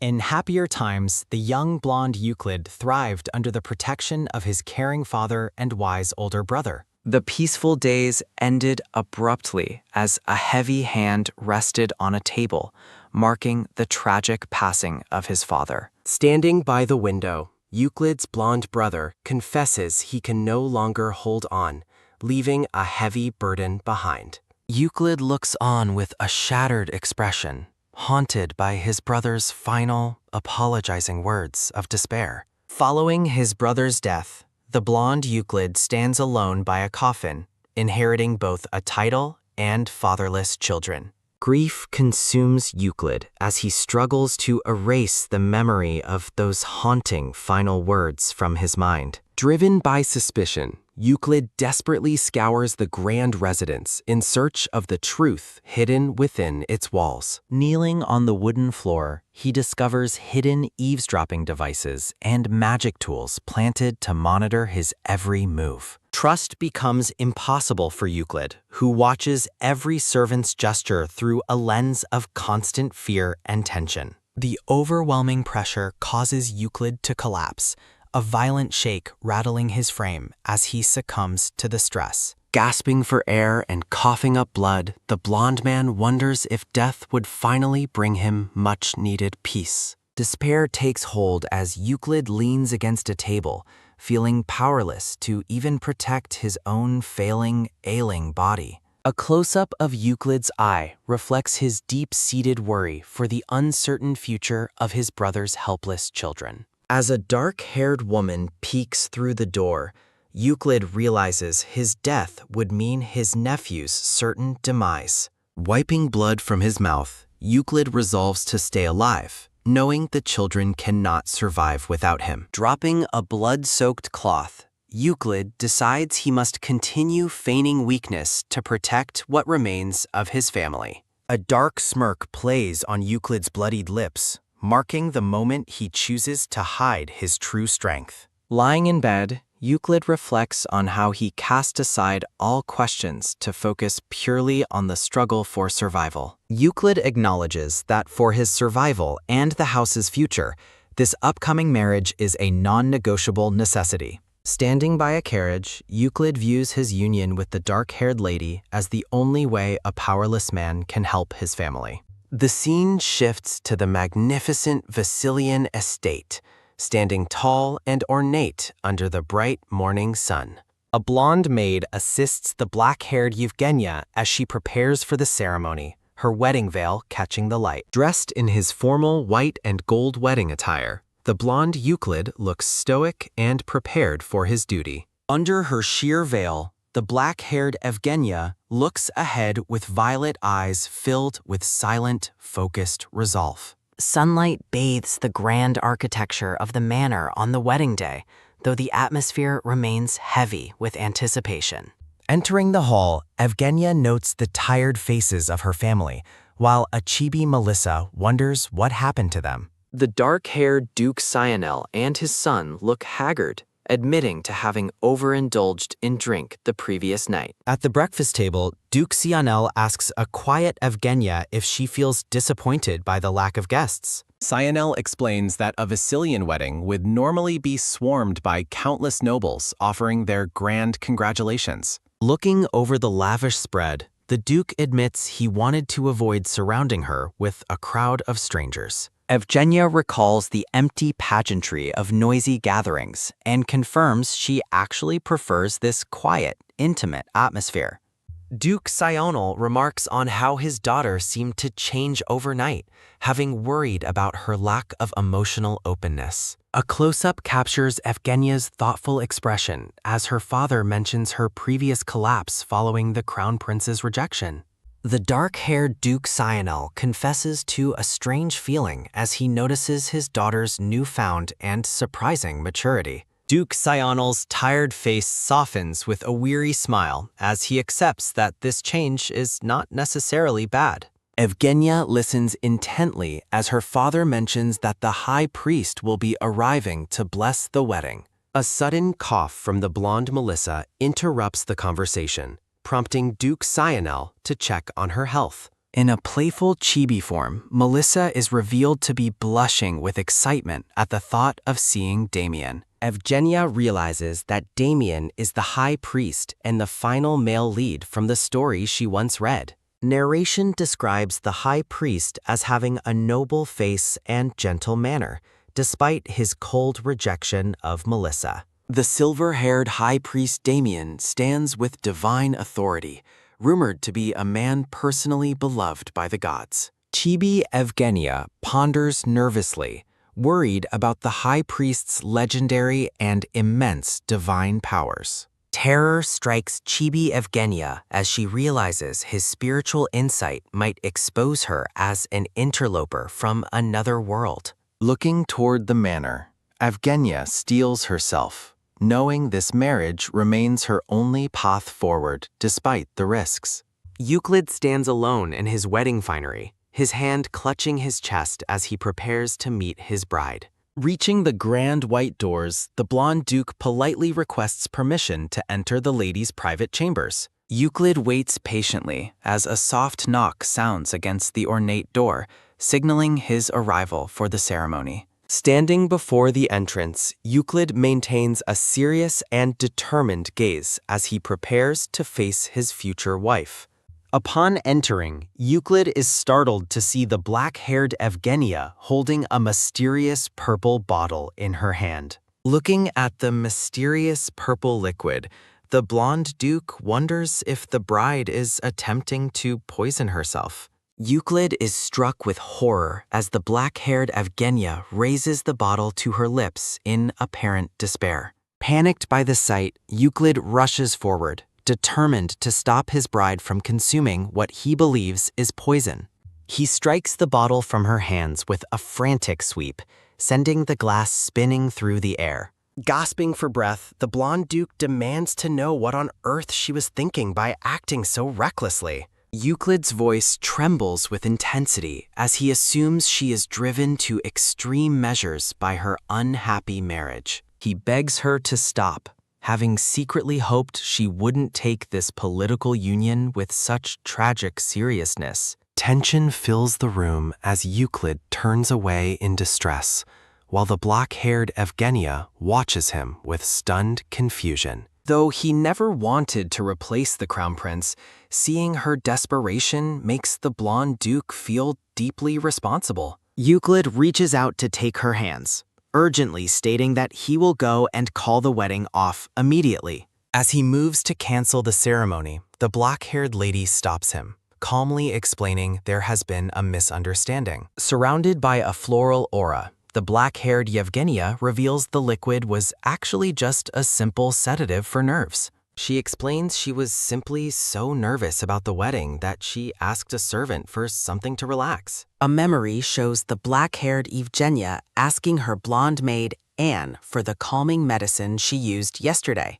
Stunned into silence, the blonde duke blushes deeply as the weight of his massive, dramatic overreaction finally sinks in. Overwhelmed by embarrassment, Euclid covers his face, acknowledging that his frantic assumption was a very easy mistake to make. Recovering her composure, the black-haired Evgenia asks what actually brought the duke to her chambers before the ceremony. In a chibi moment, the black-haired lady worries her response was too stiff, while Euclid stands in rigid silence. Euclid's gaze softens with intensity as he explains he actually came to offer a formal apology to his bride. With a somber and humble expression, the blonde duke lowers his head to sincerely ask for her forgiveness. He confesses to feeling guilty, believing a man as lacking as himself is unworthy of being her husband. Euclid promises not to blame her if she hates him, while Chibi Evgenia thinks his self-deprecation is absolutely ridiculous. A maid enters the room, announcing that the ceremony is starting, and they must hurry to the grand hall.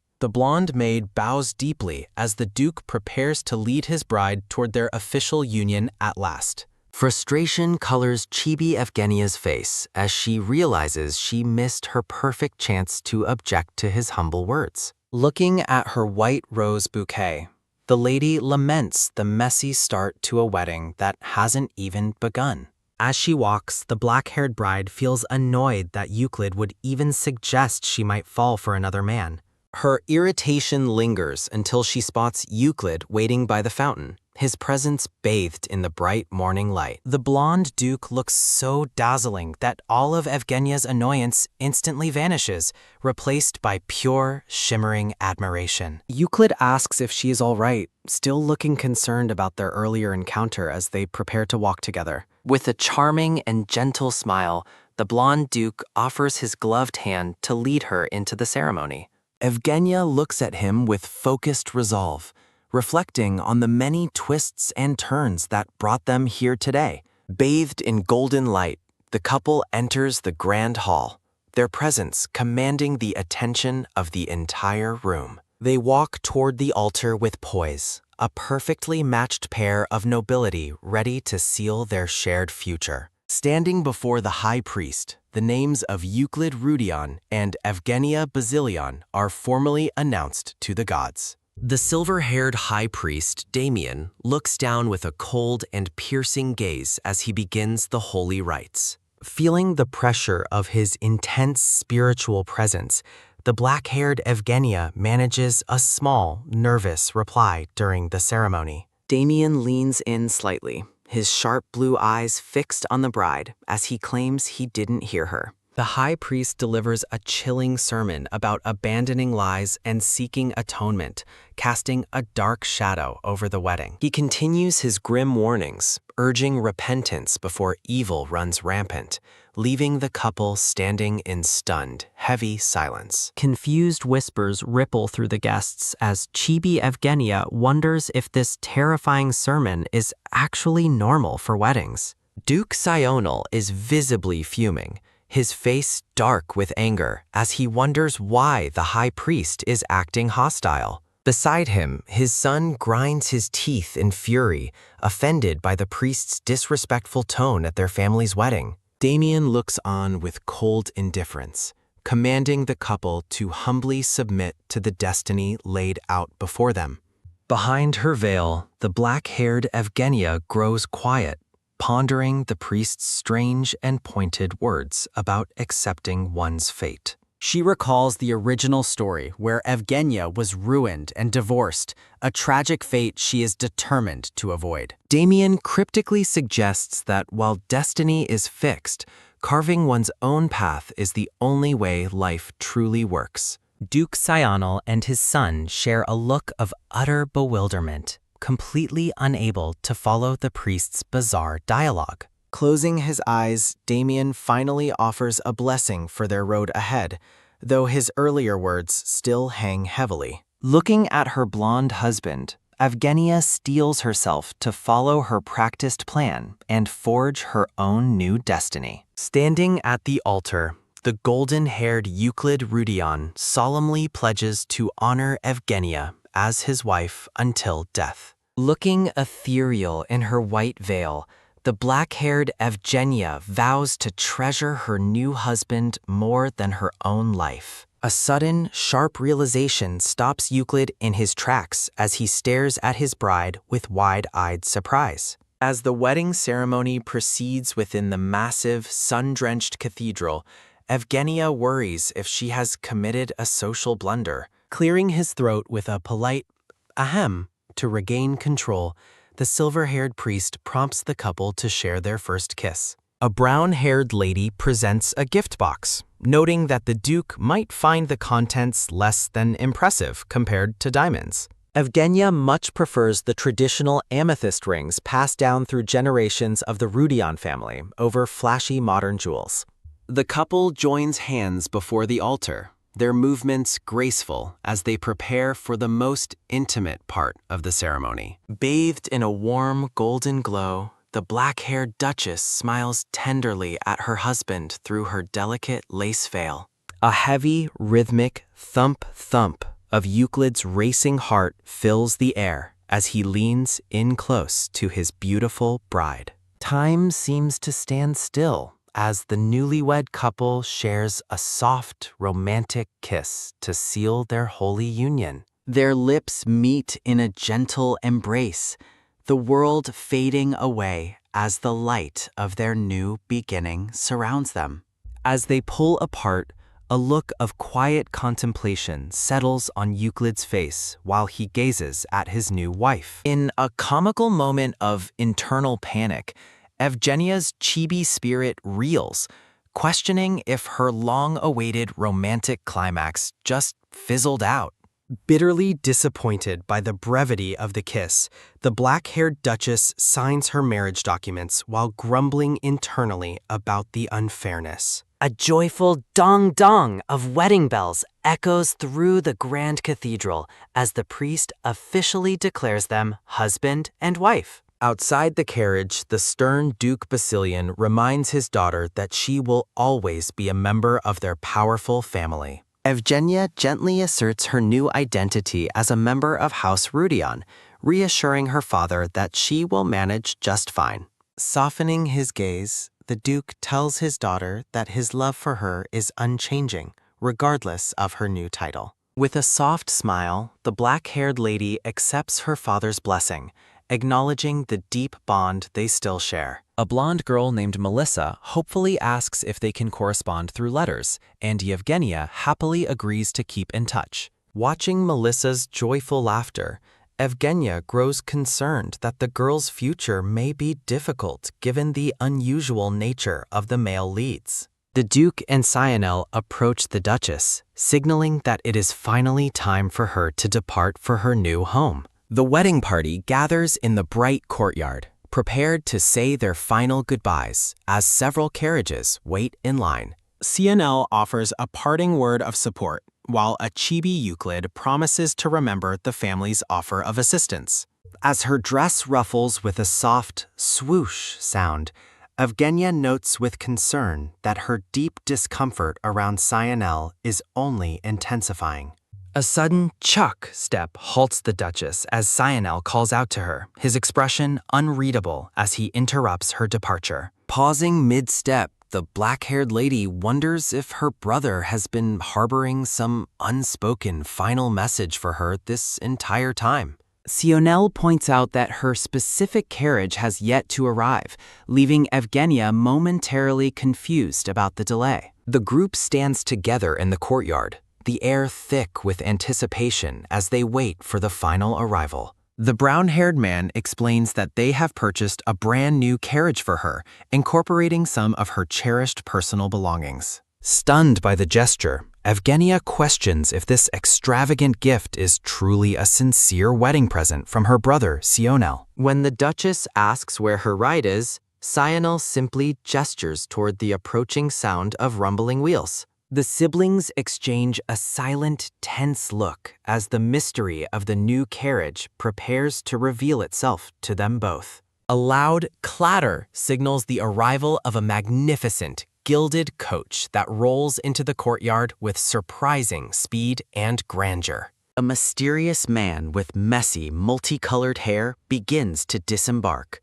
his presence immediately commanding the attention of everyone present. The eccentric newcomer adjusts his glasses, confidently stating that he has arrived exactly as promised for the special occasion. Identified as the legendary Tower Lord, the man offers a smirk while noting his arrival might be considered slightly fashionably late. Evgenia is left speechless as the Tower Lord himself presents a bizarre, futuristic-looking carriage that defies all traditional design standards. Surprised by the high-profile guest, Sionel admits he never expected a figure as powerful as the Tower Lord to attend. The Tower Lord explains that he came personally to witness the reaction to his newest, most ambitious mechanical model for their VIP client.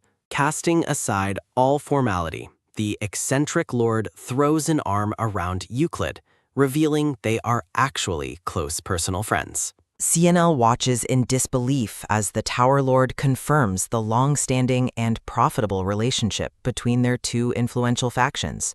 When asked about a wedding gift, a sharp snap of annoyance sounds as the Tower Lord bluntly rejects the idea.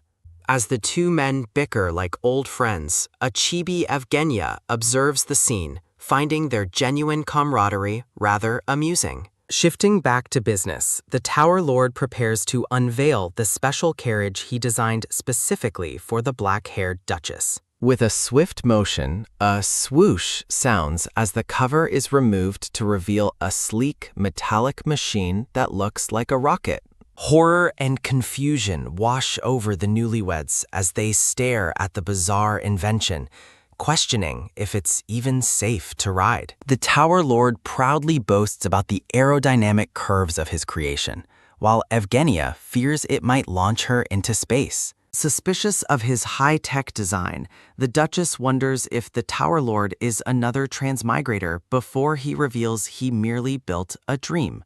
The black-haired Evgenia exhales a quiet sigh of relief as the heavy wedding ceremony finally concludes. Surrounded by a fiery aura, the black-haired lady criticizes the Tower Lord's mechanical carriage as bizarre. The rainbow-haired Tower Lord is crestfallen, defending the immense cost and effort put into his creation. Evgenia insists the overly complex carriage is simply too embarrassing for a noble lady to ride in. Whispering to the Tower Lord, Evgenia suggests an alternative plan while the blonde Euclid stands nearby. The staff proceeds to load heavy luggage into the carriage under the Duke's watchful, curious gaze. Standing beside his bride, the blonde Euclid formally announces that they are ready for their departure. Duke Sionel bids them farewell, reminding them to send word immediately once they reach their destination. The family watches with mixed emotions as the carriage pulls away from the grand manor at last. While the Duke watches, the Tower Lord gestures wildly, explaining the incredible price difference of his invention. He remains deeply confused that the lady would find his mechanical masterpiece anything less than amazing. Panic strikes as a hooded aide informs the Tower Lord that their VIP carriage has suddenly disappeared. The shimmering, revolver-shaped mechanical carriage sits alone, its presence shining brightly under the afternoon sun. A horrifying realization dawns as the aide reveals that a month's worth of profit was loaded inside. The rainbow-haired Tower Lord screams in absolute terror at the accidental loss of all his tower's revenue. Inside her carriage, the black-haired Evgenia shifts uncomfortably, feeling something hard digging into her seat. She wonders if the discomfort is just her imagination as she travels alone toward her new home.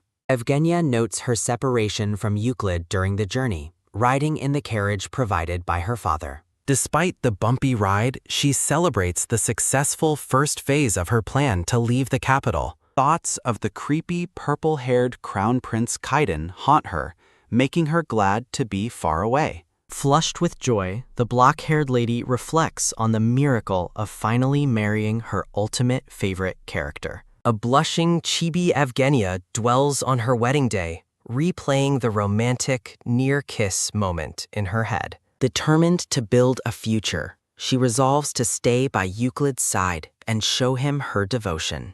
Looking out at the scenery, the black-haired bride anticipates many happy days ahead in the northern mountains. The scene shifts to a grand imperial palace where the emperor receives news of the sudden union. Emperor Owen Elios ponders the unexpected marriage, questioning whether the official registration could actually be real. A formal nameplate confirms the identity of the powerful and contemplative ruler, Emperor Owen Elios. Seated at his massive desk, the emperor admits he initially suspected the marriage document was a fake. He remained suspicious of the sudden union, noting that Evgenia had no previous talks with noble houses. His advisor explains that the Basilian family had been holding out for a proposal from the prince. Irritation grows as the emperor recalls Prince Kaiden's sudden proposal to the younger sister Melissa instead. He reflects on the shock that the blonde Duke Rudion has become the Basilian family's new son-in-law. The journey continues through a vast snow-covered landscape as the carriages trek further into the north.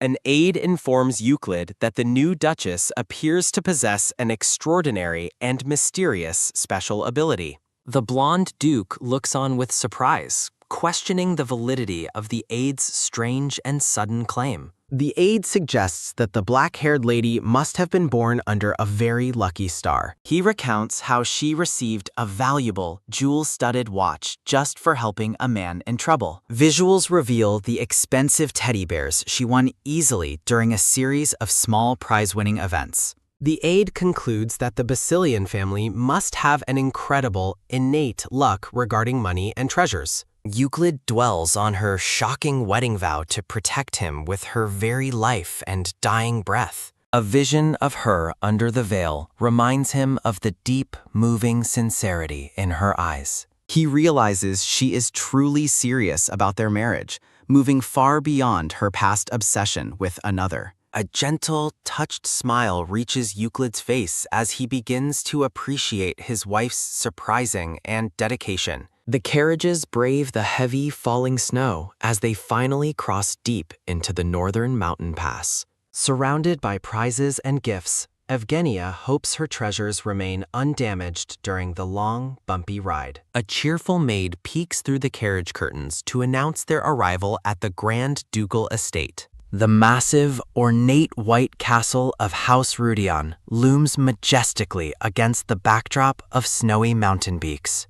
Evgenia gazes at the grand estate with awe, imagining it as the perfect cozy nest for them. Euclid helps his black-haired bride descend from the carriage as they finally reach the castle's main entrance. The lady notes the cold, unwelcoming expressions of the Rudion retainers waiting for them in the snow. Evgenia reflects on the bitterness of Euclid's retainers while the blonde duke engages them in a tense staring contest. The black-haired lady notices two blonde children standing nearby, wondering if they could be related to her husband. Looking closely at the nervous pair, Evgenia confirms that these are actually Euclid's young niece and nephew. A scenic view of the grand white Rudion castle is accompanied by a warm welcome for the returning lord. Surprised by the large gathering, the blonde Duke Euclid apologizes to his staff for the sudden and unannounced arrival. With a radiant and charming smile,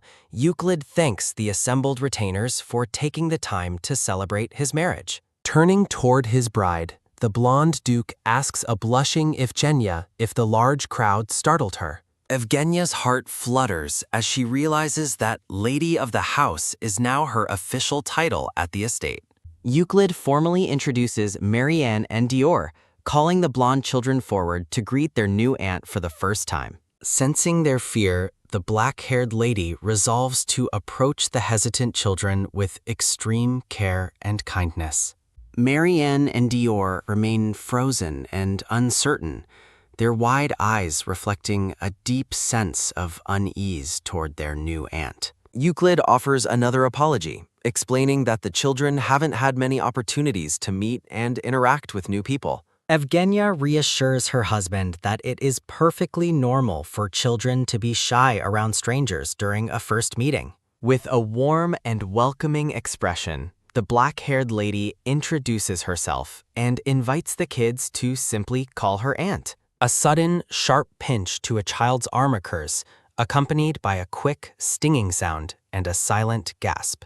Marianne gasps in sudden pain as the blonde boy, Dior, watches the tense interaction with a worried expression. Dior shouts in defiance, rejecting the lady's kindness and labeling his new aunt a terrifying witch instead. A heavy, shocked silence falls over the group as everyone reels from the child's sudden and disrespectful outburst.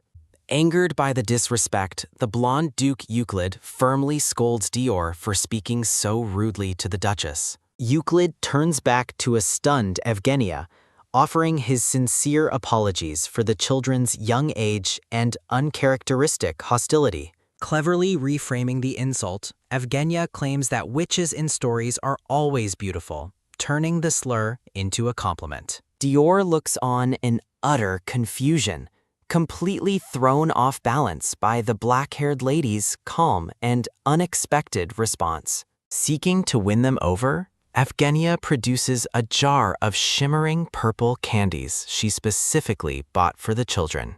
The black-haired lady offers the treats with a sparkle in her eye, inviting the children to taste them. Chibi Evgenia gushes over the children's cuteness as they happily munch on the delicious, sweet purple candies. Euclid watches the interaction with a contemplative gaze, noting the unusual and complex dynamic between his wife and the kids. A sense of unease lingers as a cold and distant woman with brown hair watches the group from the shadows. A dark memory of Marianne's cry of pain resurfaces, hinting at a hidden cruelty lurking within the grand manor. Relaxing in a luxurious bath, the black-haired Evgenia ponders the strange events and hostile atmosphere she encountered upon arrival. A brown-haired maid enters to announce dinner and urges the Duchess to head toward the dining room immediately. Evgenia decides she must personally observe the children to understand the true cause of their fear and behavior. The scene shifts to the grand dining hall of Rudion Castle, where a massive table has been elegantly set. Entering the hall, Evgenia is baffled by the absurdly long distance between her seat and the rest of the family. A maid explains the arrangement was meant to avoid awkwardness, but the distance only makes Evgenia feel more isolated. The black-haired Duchess realizes that from this extreme distance, she can barely even see her husband's face. Nearby retainers whisper in confusion, wondering if the Duke actually intended for his new family to remain so distant. Euclid's handsome presence makes Evgenia swoon as he politely invites her to take her place at the table. To her utter horror, Evgenia realizes she has been placed at the prestigious head of the table, feeling immense pressure. The black-haired lady notices another woman watching her with an intensely sharp and unpleasant gaze during the meal. Evgenia reflects on the cold, suspicious stares this mysterious woman has been directing at her since she arrived. She notes that the children seem oddly wary and hyper-conscious of the stern woman standing behind them. With a focused and suspicious look, Evgenia begins to question the true identity and purpose of this lingering guest. Evgenia asks if the woman is the nanny, but Euclid clarifies that Lady Beers is not a servant. The black-haired lady is surprised to learn that the woman in the room is actually a member of the nobility. Euclid explains that Amy Beers is the late Duchess's sister who helps look after the young children. Evgenia's suspicions grow as she wonders why a noblewoman would reside in such a remote and modest estate. The blonde Duke Euclid looks on as his bride processes the complicated family dynamics and hidden tensions within the castle. Euclid firmly dismisses any notion of an unmarried noble lady residing permanently within the castle for any reason. Evgenia turns to Lady Beers, inquiring if she plans to visit the children again the following day. The black-haired Duchess suggests an afternoon visit instead, planning to tour her new home during the morning hours. Lady Beers dismisses the servants for the day, her stern expression casting a heavy shadow over the room. The brown-haired noblewoman bows respectfully, though her mind is clearly racing with unspoken concerns and hidden agendas. A sudden, sharp realization strikes Lady Beers as she reflects on the unsettling changes occurring within the Grand Manor. Glancing suspiciously to the side, the woman remains alert and watchful of any further developments in the castle. The young blonde boy, Dior, stares in wide-eyed shock as he processes a surprising and deeply troubling revelation.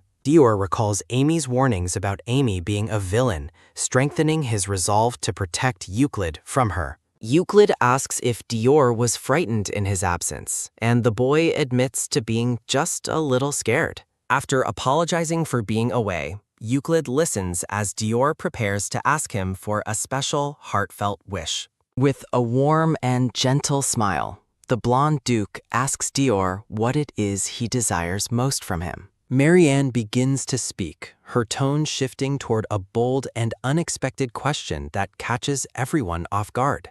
Standing before the group, the blonde girl bluntly asks if the new couple will be sharing a bed tonight. A stunned silence falls over the table as Euclid and Dior reel from the young girl's shocking inquiry. A flustered Euclid tries to laugh off the awkward moment, explaining that Marianne simply enjoys teasing those around her. The black-haired lady, Evgenia, remains silent and thoughtful as she observes the complex and strange family dynamic. A focus on the intricate lace of her gown reflects the high status and pressure she now carries. Shifting back to earlier in the day, the grand and opulent interior of the castle leaves someone breathless.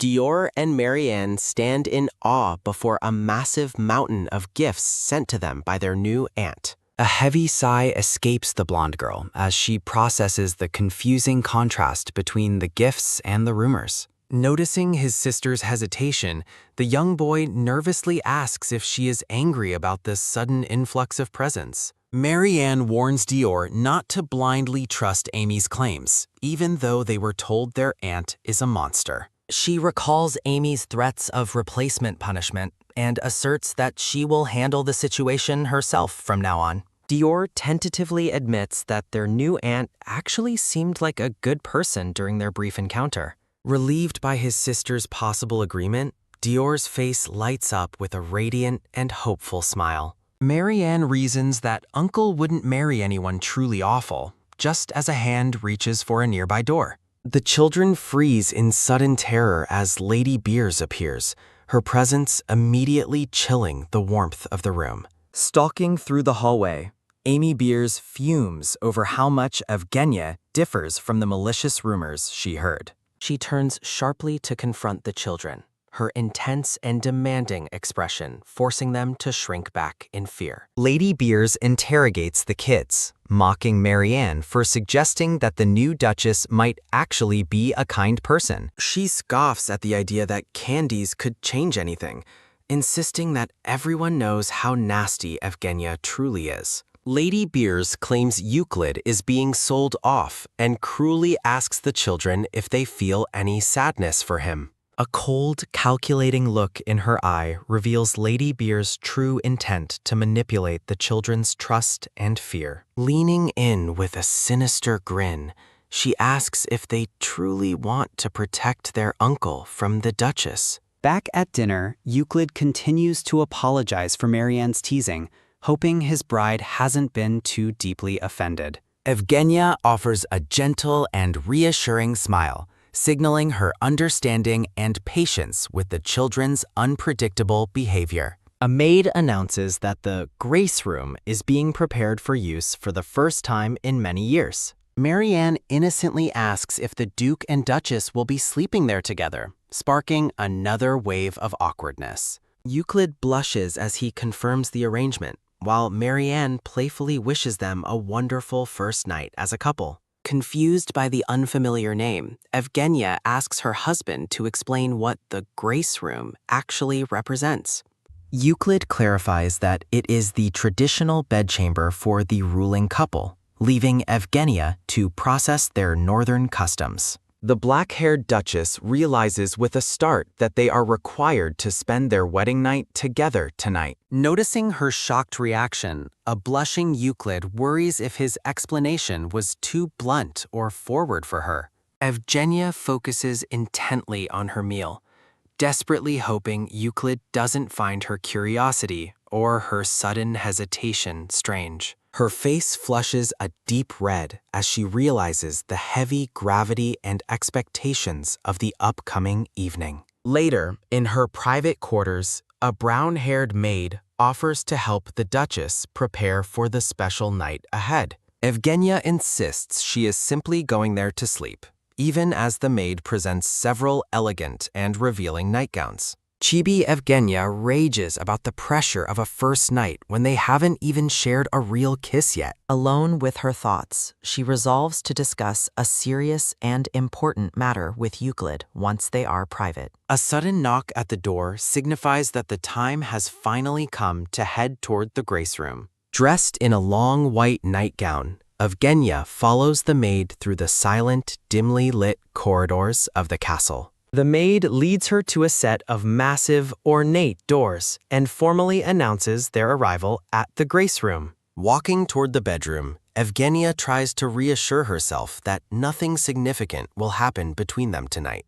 Inside the chamber, a startled Euclid is caught holding rose petals while wearing a simple white robe. Evgenia stands frozen at the entrance, staring in utter shock as the Duke panics upon being seen. Blushing intensely, the blonde Duke holds the petals as his bride questions why he is clutching a rose. In a chibi frenzy, Euclid clarifies he wasn't decorating, but simply wanted to prevent any pressure from the servants. Chibi Evgenia offers a polite smile, though she secretly admits she was actually anticipating a more romantic gesture. Observing the lavish, flower-filled room, she reflects on how the beautiful atmosphere seems wasted on such an awkward night. Euclid approaches with a serious expression, assuring her there is no need to worry about the night's expectations. The black-haired Duchess watches her husband closely, wondering if he finds the idea of their proximity truly uncomfortable. Evgenia realizes Euclid wants to build trust before sharing a bet, agreeing that their hearts should be in sync. A chibi Euclid remains stiff and nervous, focused on maintaining a stable and equal relationship with his new wife. Offering a gentle and understanding smile, Evgenia reassures the Duke that she is perfectly fine with his decision. Euclid invites her to sit beside him, indicating he has a serious matter he wishes to discuss in private. A sudden, clumsy trip causes her to lose her footing with a sharp whoops as she moves toward him. Euclid cries out in alarm, lunging forward to catch his bride before she falls to the floor. The blonde Duke catches her in a protective embrace, their proximity creating a sudden and intense romantic tension. They stare into each other's eyes from a breathtakingly close distance, both blushing as their hearts begin to race. Euclid's gaze softens with embarrassment, his face flushing a deep red as he holds her in his arms. Caught off guard by the intimate moment, Evgenia's purple eyes widen as she processes the heat of his touch. The couple lingers in their shared embrace, the room filled with a soft, glowing energy as time seems to stop. Quickly pulling away, a flustered Euclid stammers out an apology for the sudden and unintentional physical contact. Sitting together on the bed, they both struggle with the heavy silence, desperate to move past the awkwardness. Evgenia gathers her courage and bluntly asks if there is already someone else the Duke cares for in his heart. Shocked by the question, Euclid listens as she clarifies that her inquiry comes from curiosity rather than a desire to blame. She explains her concerns about a forced marriage while expressing her own intent to be completely devoted to their union. Noticing his hesitation, Evgenia's suspicion grows as she silently wonders if there truly is a hidden love in his past. A chibi Evgenia sharply questions if Lady Beers is the mystery woman, but Euclid vehemently denies the absurd suggestion. With a solemn and sincere gaze, the Duke confirms he has never once held a romantic partner in his heart. Evgenia looks at him with a blush, asking if he is promising to never love anyone but his wife. A warm light bathes the couple as they share an intimate conversation, beginning to bridge the distance between them. Deeply moved by his words, the black-haired lady stares at her husband with a look of growing affection. Finding him completely enchanting, she impulsively begins to lower her gown as a flustered Euclid asks what she is doing. Their hands brush against the bed sheets, a soft gasp sounding as Euclid flinches at the sudden touch. Evgenia gazes at him with a seductive and confident expression, her long hair cascading over her shoulders. In a humorous chibi scene, she lies stiffly under the covers, lamenting the fact that absolutely nothing actually happened. The new couple lies awake in the grand bed, staring up at the ceiling in a state of mutual awkwardness. She reflects on how she tried to seduce him in a moment of passion, only to be met with hesitation. Euclid's promise to never touch her regardless of the situation leaves Evgenia feeling confused and slightly rejected. Sitting up in the dim light, she watches her husband sleep, trying to reconcile her feelings with his distance. She leans in close to admire his handsome features, marveling at the beauty of his face while he slumbers. A sudden movement catches her attention, and she gasps as she realizes the blonde Duke is finally waking up. Panicking, Evgenia quickly dives back into a fake sleep, hoping he didn't catch her staring at him. She squeezes her eyes shut and remains perfectly still as Euclid begins to stir beside her in the bed. Euclid sits up and gazes at his supposedly sleeping bride with a thoughtful and gentle expression. Still feigning sleep, Evgenia waits with bated breath, wondering what her husband is thinking in this quiet morning moment. A slight blush creeps across the Duke's face as he continues to watch his wife with a tender gaze. Finally waking up, she rubs her eyes and looks toward him, pretending she just opened them for the first time. Euclid kindly suggests she rest longer, but she insists on getting up to begin her planned tour of the castle. When she asks if he will be her guide, he regretfully declines, citing a massive pile of work to finish. Evgenia looks at him in stunned disbelief, her mouth hanging open as she processes his unexpected refusal to join her. Evgenia reflects on her first morning as a married woman, feeling a bittersweet longing to have stayed by Euclid's side. A profile of the blonde Duke captures a moment of quiet introspection as the sun rises on their new life. The steward leads the Duchess into the vast library, which she finds incredibly impressive due to its massive size. Evgenia asks if she can visit the library whenever she pleases, and the steward happily welcomes her and the children. Plotting to uncover Euclid's ancestral secrets, the black-haired lady wears a wicked grin that makes the steward sweat with worry. The steward suggests moving the tour to the gallery, where portraits of the previous dukes and Euclid are displayed. Evgenia suddenly pauses, her attention captured by the mention of the gallery as she stares blankly at the older man. Imagining a young, adorable version of Euclid, a chibi Evgenia squeals with delight while the blonde boy stands by.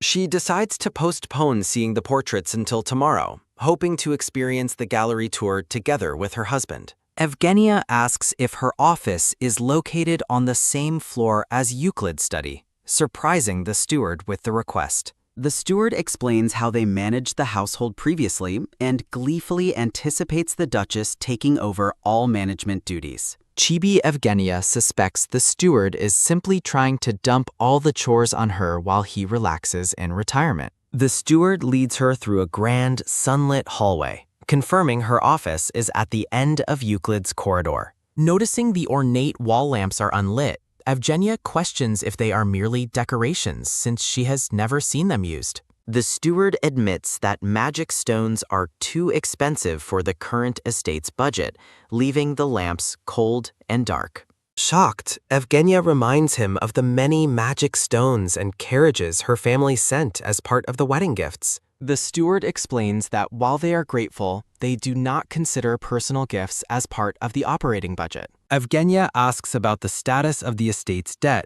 but the steward confesses he has no idea when it will be paid. Recalling the original novel's plot, Evgenia realizes something is wrong because the Rudion family's debts should have been settled. She commands the steward to bring her the ledgers for newly added assets and all records of their remaining debt immediately. Back in his study, a startled Euclid looks up from his work as he is interrupted by a sudden arrival. His advisor, a brown-haired man named Delano, expresses deep concern, noting that the Duke looks exhausted this morning. Delano awkwardly asks if he failed to get enough sleep, causing both men to feel a wave of sudden embarrassment. Euclid sits at his massive desk while Delano frantically tries to explain that his concern was purely professional, not suggestive. The blonde Duke offers a gentle smile, reassuring his advisor that the Duchess has not caused him any trouble at all. A vision of Evgenia sleeping peacefully reminds Euclid of the quiet, intimate night they shared together in the Grace Room.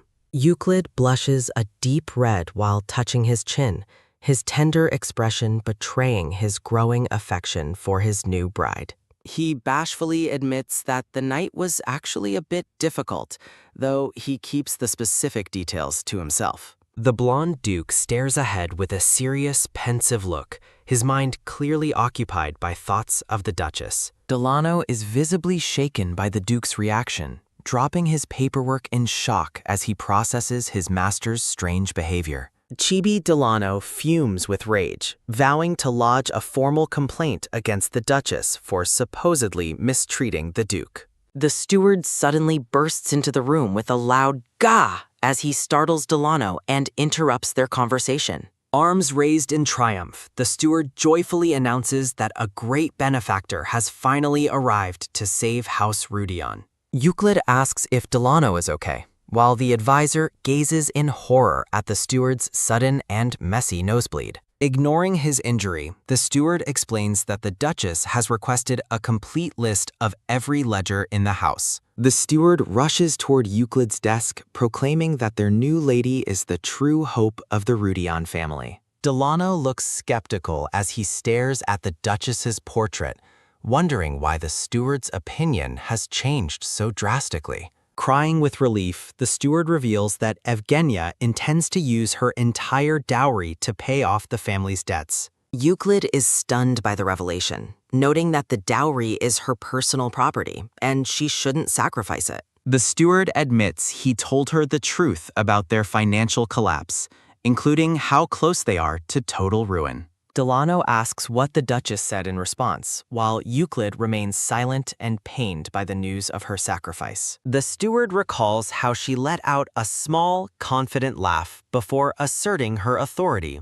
over the entire household. Delano feels an overwhelming pressure as the steward describes the Duchess's intense and regal presence during their confrontation. The steward continues to weep, explaining that she vowed to clear every coin of debt and demanded their absolute trust. Delano trembles with fear, wondering if she is a loan shark in disguise who will demand higher interest later. An older maid named Adelia appears, sharply scolding the advisor for his outrageous and disrespectful comments about the Duchess. Adelia approaches the men, moved to tears by the fact that the Duchess already cares so much for the house. Chibi Adelia rages at the advisor for his lack of gratitude, while a terrified Delano cringes under her fierce scolding. Euclid focuses intently on the bookshelves, determined to help gather the ledgers his wife requested to save their home. The blonde duke looks distressed and thoughtful, processing the weight of the help his new bride is so freely offering. A muffled sound of cough, cough echoes from behind a large, beautifully carved wooden door.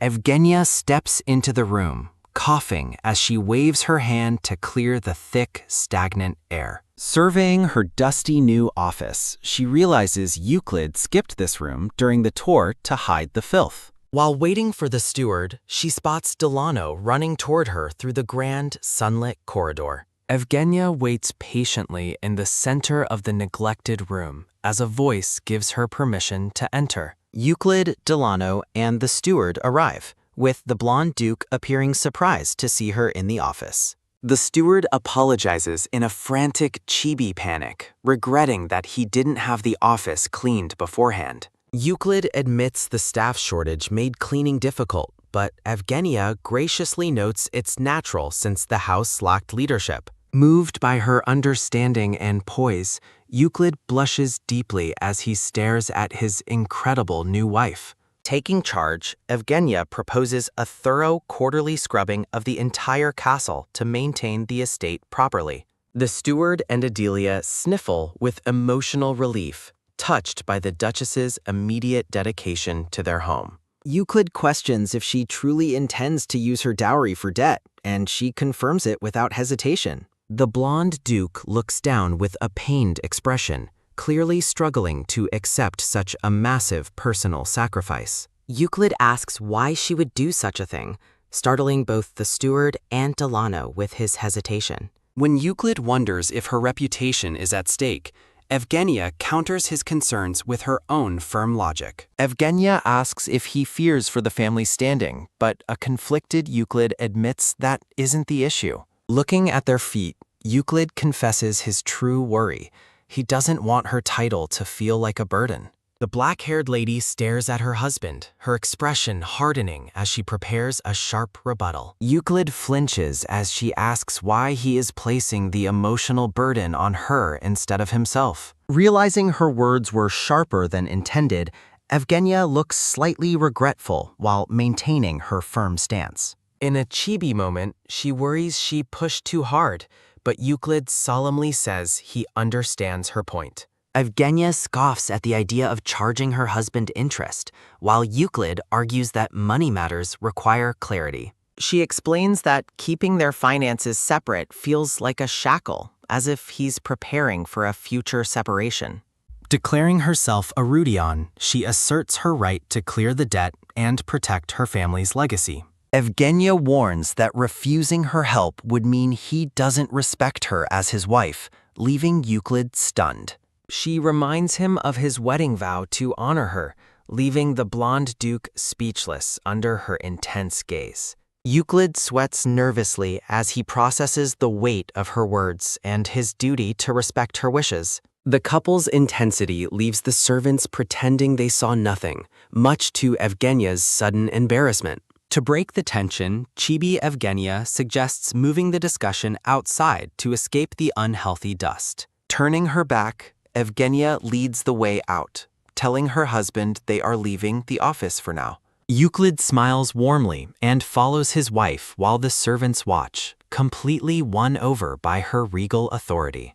As they walk, Evgenia stops and informs her husband that she has something very important to discuss. Delano suddenly drops to his knees, hailing the Duchess as the true blessing and hope of the entire family. Evgenia is left speechless, her eyes widening in shock at the advisor's dramatic and sudden change of heart.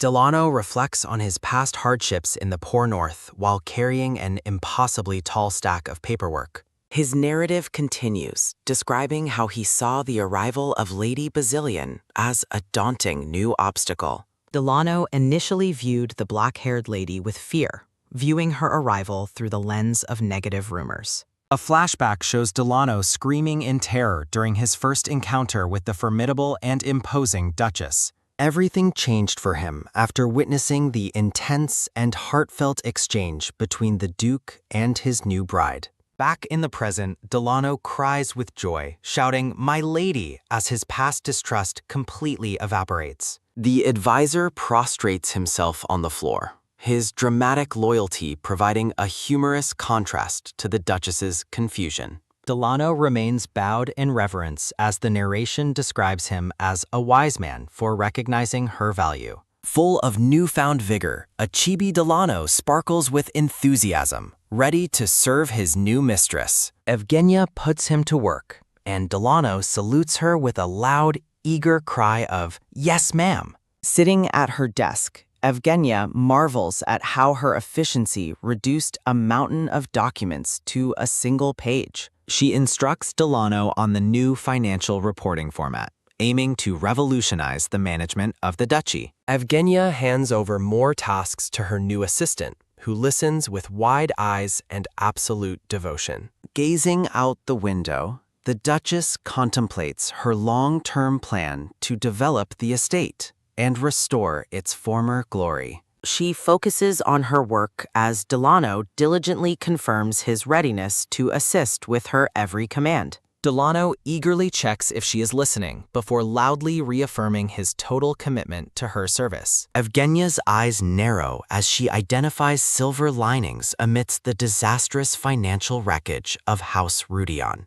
Narrations reveal that the estate possesses valuable mines and territories, promising a recovery once the debt vanishes. Surveying her massive dowry of gold and jewels, the Duchess plans to liquidate her wealth to save her house. Focused and determined, the black-haired lady studies the ledgers, knowing efficiency is the key to her liquidation strategy. Delano expresses uncertainty about the logistics, causing the Duchess to pause her work and look up with mild irritation. Evgenia declares her intention to sell the assets through her personal maid, leaving her advisor looking visibly confused. Reaching for her necklace, Evgenia instinctively begins to call for Anne before realizing her trusted maid isn't there. An empty silhouette marks the maid's absence, leaving the room feeling cold as Yevgenia stares at the traces. A memory shows Anne making excuses to stay away for 2 days, a request that now seems deeply suspicious. Chibi Delano radiates newfound energy, saluting his mistress as he promises to handle any mountain of paperwork she provides. The advisor hesitates for a moment, his expression softening as he looks at the hardworking and regal Duchess. Evgenia clutches her collar, wondering if she will truly get the chance to restore the family's former glory. A series of sharp tock-tock knocks interrupt Delano's gushing praise as someone arrives at the office door. Euclid enters the office, his blonde hair glowing as the Duchess welcomes her husband as her greatest blessing. The blonde Duke walks toward her desk, reporting that he has finished eating his meal in the dining hall. Euclid looks apologetic, explaining that he ate separately to avoid interrupting her intense and important work schedule. Evgenia stares at him with deep concern, firmly insisting that he must never skip a meal for his health. In a chibi moment, she gushes internally, finding Euclid's humble and caring nature to be absolutely heart-melting. Documents clutter the desk as she confirms they should pay the debt interest before the next month's deadline. Chibi Euclid offers to have dessert sent up, a thoughtful gesture that brings a spark of joy to the room. Evgenia imagines the blonde children joyfully eating cake, motivated by their adorable presence to push through her exhaustion. The Duchess stands up, surprising her husband by offering to go herself despite her mountain of unfinished paperwork. Blushing and embarrassed, Chibi Evgenia struggles to admit she simply wants a happy dessert break with the children. A close-up of Euclid's eyes through his glasses captures his quiet admiration for his wife's sudden change of heart. Evgenia looks down with a soft, melancholic gaze, reflecting on the heavy responsibilities she has taken upon herself. Euclid agrees to her request, while the Duchess secretly vows to protect her husband from becoming further exhausted. The blonde Duke blushes and turns away as a rhythmic tock-tock of footsteps echoes through the hall. A brown-haired lady sits in a sunlit parlor, sipping tea with a look of bored entitlement and arrogance. Marianne and Dior watch her nervously as she questions why the Duchess skipped her meal earlier that day. The woman reflects on the fees paid to house beers, doubting that the new bride can truly help them. Looking out the window, she complains about her stingy father and her desire to have married Euclid herself. Sipping her tea, she maliciously wonders if the Duke and his bride have even managed to consummate their marriage. A dark, gloomy vision suggests the couple is distant, reinforcing the lady's hope that they don't get along. She predicts the Duchess will flee within a week, terrifying the children who overhear her cold and dismissive words. Dior's hand shakes as he draws, his heart breaking at the suggestion that his kind new aunt is leaving. The young boy sits in a blue-tinted atmosphere of despair, terrified that he might lose his new family member. Chibi Marianne looks distressed, explaining that the maids took their toys away because they weren't being played with. The brown-haired lady walks away, uncaring of the children's sadness, searching for a way to kill her boredom. She stops and looks back with a sharp, suspicious glance as something on the floor catches her eye. Dior is startled as she asks about the item, her attention suddenly locked onto one of the discarded toys. A golden teddy bear with a pink ribbon sits on the floor, its eyes shimmering brilliantly in the light. The brown-haired lady gasps in shock, realizing the bear's eyes are made of genuine and very expensive emeralds. Evgenia's voice coolly reveals that the doll cost 15 gold, her presence looming behind the stunned and greedy woman. Horrified by the price, the chibi lady screams in disbelief as she processes the insane wealth the Duchess possesses. She questions how a mere doll could be so expensive, her eyes wide with a mix of shock and envy.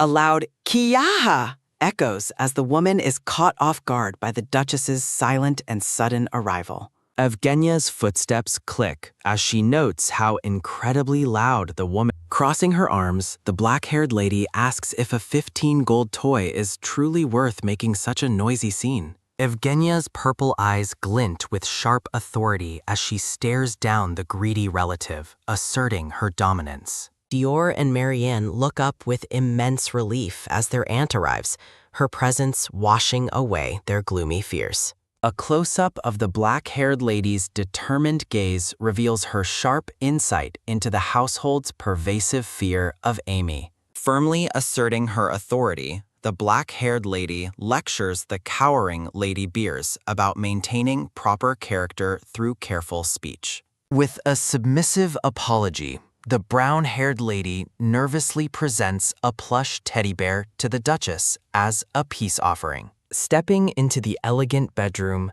the Duchess accepts the gift and bestows the name Dior upon it before the children. The black-haired lady kneels, offering the plush toy to her young blonde nephew while expressing her relief at his joy. A sharp warning follows as the Duchess tells the blonde boy to guard his belongings against the greedy and shameless. The blonde children stare back in wide-eyed confusion, sensing a deeper, more ominous meaning behind their aunt's sudden gravity. A heavy silence falls over the blonde girl and boy as they process their aunt's unsettling and mysterious counsel. Watching her sister-in-law closely, the brown-haired Lady Beers listens as the Duchess offers to fulfill any of the children's wishes. With a subtle smirk, the black-haired Duchess announces that her family's powerful trading company will soon expand into the north. Panic washes over the brown-haired lady as she realizes the devastating impact the Basilian expansion will have on her business. Trembling with fear, the brown-haired lady wonders if her family's company can survive the arrival of such a dominant competitor. Mocking her rival's distress, the black-haired lady feigns innocence while asking if the new trade route isn't a benefit. A sharp sound of teeth grinding is heard as the brown-haired lady seethes with unspoken rage and mounting anxiety. Claiming sudden urgency, the brown-haired lady beats a hasty retreat while the chibi duchess dismisses her with a knowing look. A hurried "Hodadak" echoes as the brown-haired lady flees, leaving the duchess to observe her desperate departure with cold satisfaction. Time passes quietly within the grand manor as the afternoon sun begins to shift across the ornate, sunlit interior. The room fills with a happy wagyu sound as the blonde children eagerly devour slices of rich chocolate cake. Sipping her tea, the black-haired lady observes the children, noting with quiet concern that they seem far too thin. The Duchess contemplates the lack of servants present to assist the children, adding to her growing list of household grievances. Clad in a sharp suit, the black-haired woman reflects bitterly on the cruelty of family members who wear deceptive masks. Turning back, the blonde children exchange a hesitant glance before confirming the truth of their aunt's daily and intrusive presence. Offering a rare, soft smile, the black-haired lady reassures her niece that she is always available to help her. The blonde girl stares up in wonder, clearly moved by her aunt's unexpected and genuine show of support. A rhythmic tuck of heels sounds as the Duchess walks through the hall, her mind racing with lingering suspicions. Pushing open a heavy door with a bellcock sound, the Duchess suspects there is more to the relationship with House Beers. Anne and the brown-haired man greet the Duchess warmly, welcoming her home after her long and taxing afternoon.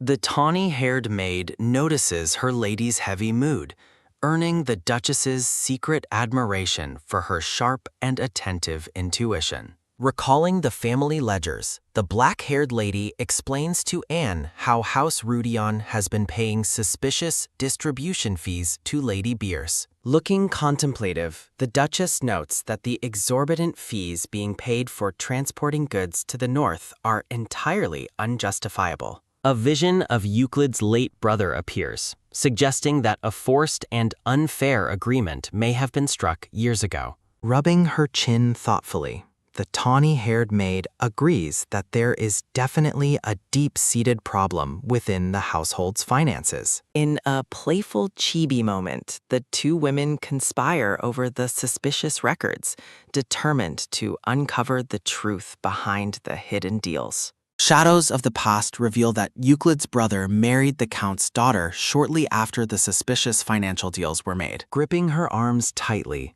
the Duchess resolves that the opening of her family's trading branch will finally end this extortion. Radiant with fury, the black-haired lady seethes over the years of manipulation her new family has endured. When the maid suggests involving Cyanel, the black-haired lady wonders why her brother's name is suddenly being brought up. Anne points out that Cyanel's expertise in auditing unfair economic activities makes him the perfect ally to crush the monopoly. Standing amidst the towering bookshelves, the Duchess learns that it may still be possible to legally punish the Beers family. The Duchess questions why House Rudion never used the law to fight back, suspecting a much deeper and darker secret. Remembering Euclid's reluctance to visit the capital, the black-haired Duchess wonders if the imperial family bears a grudge against his house.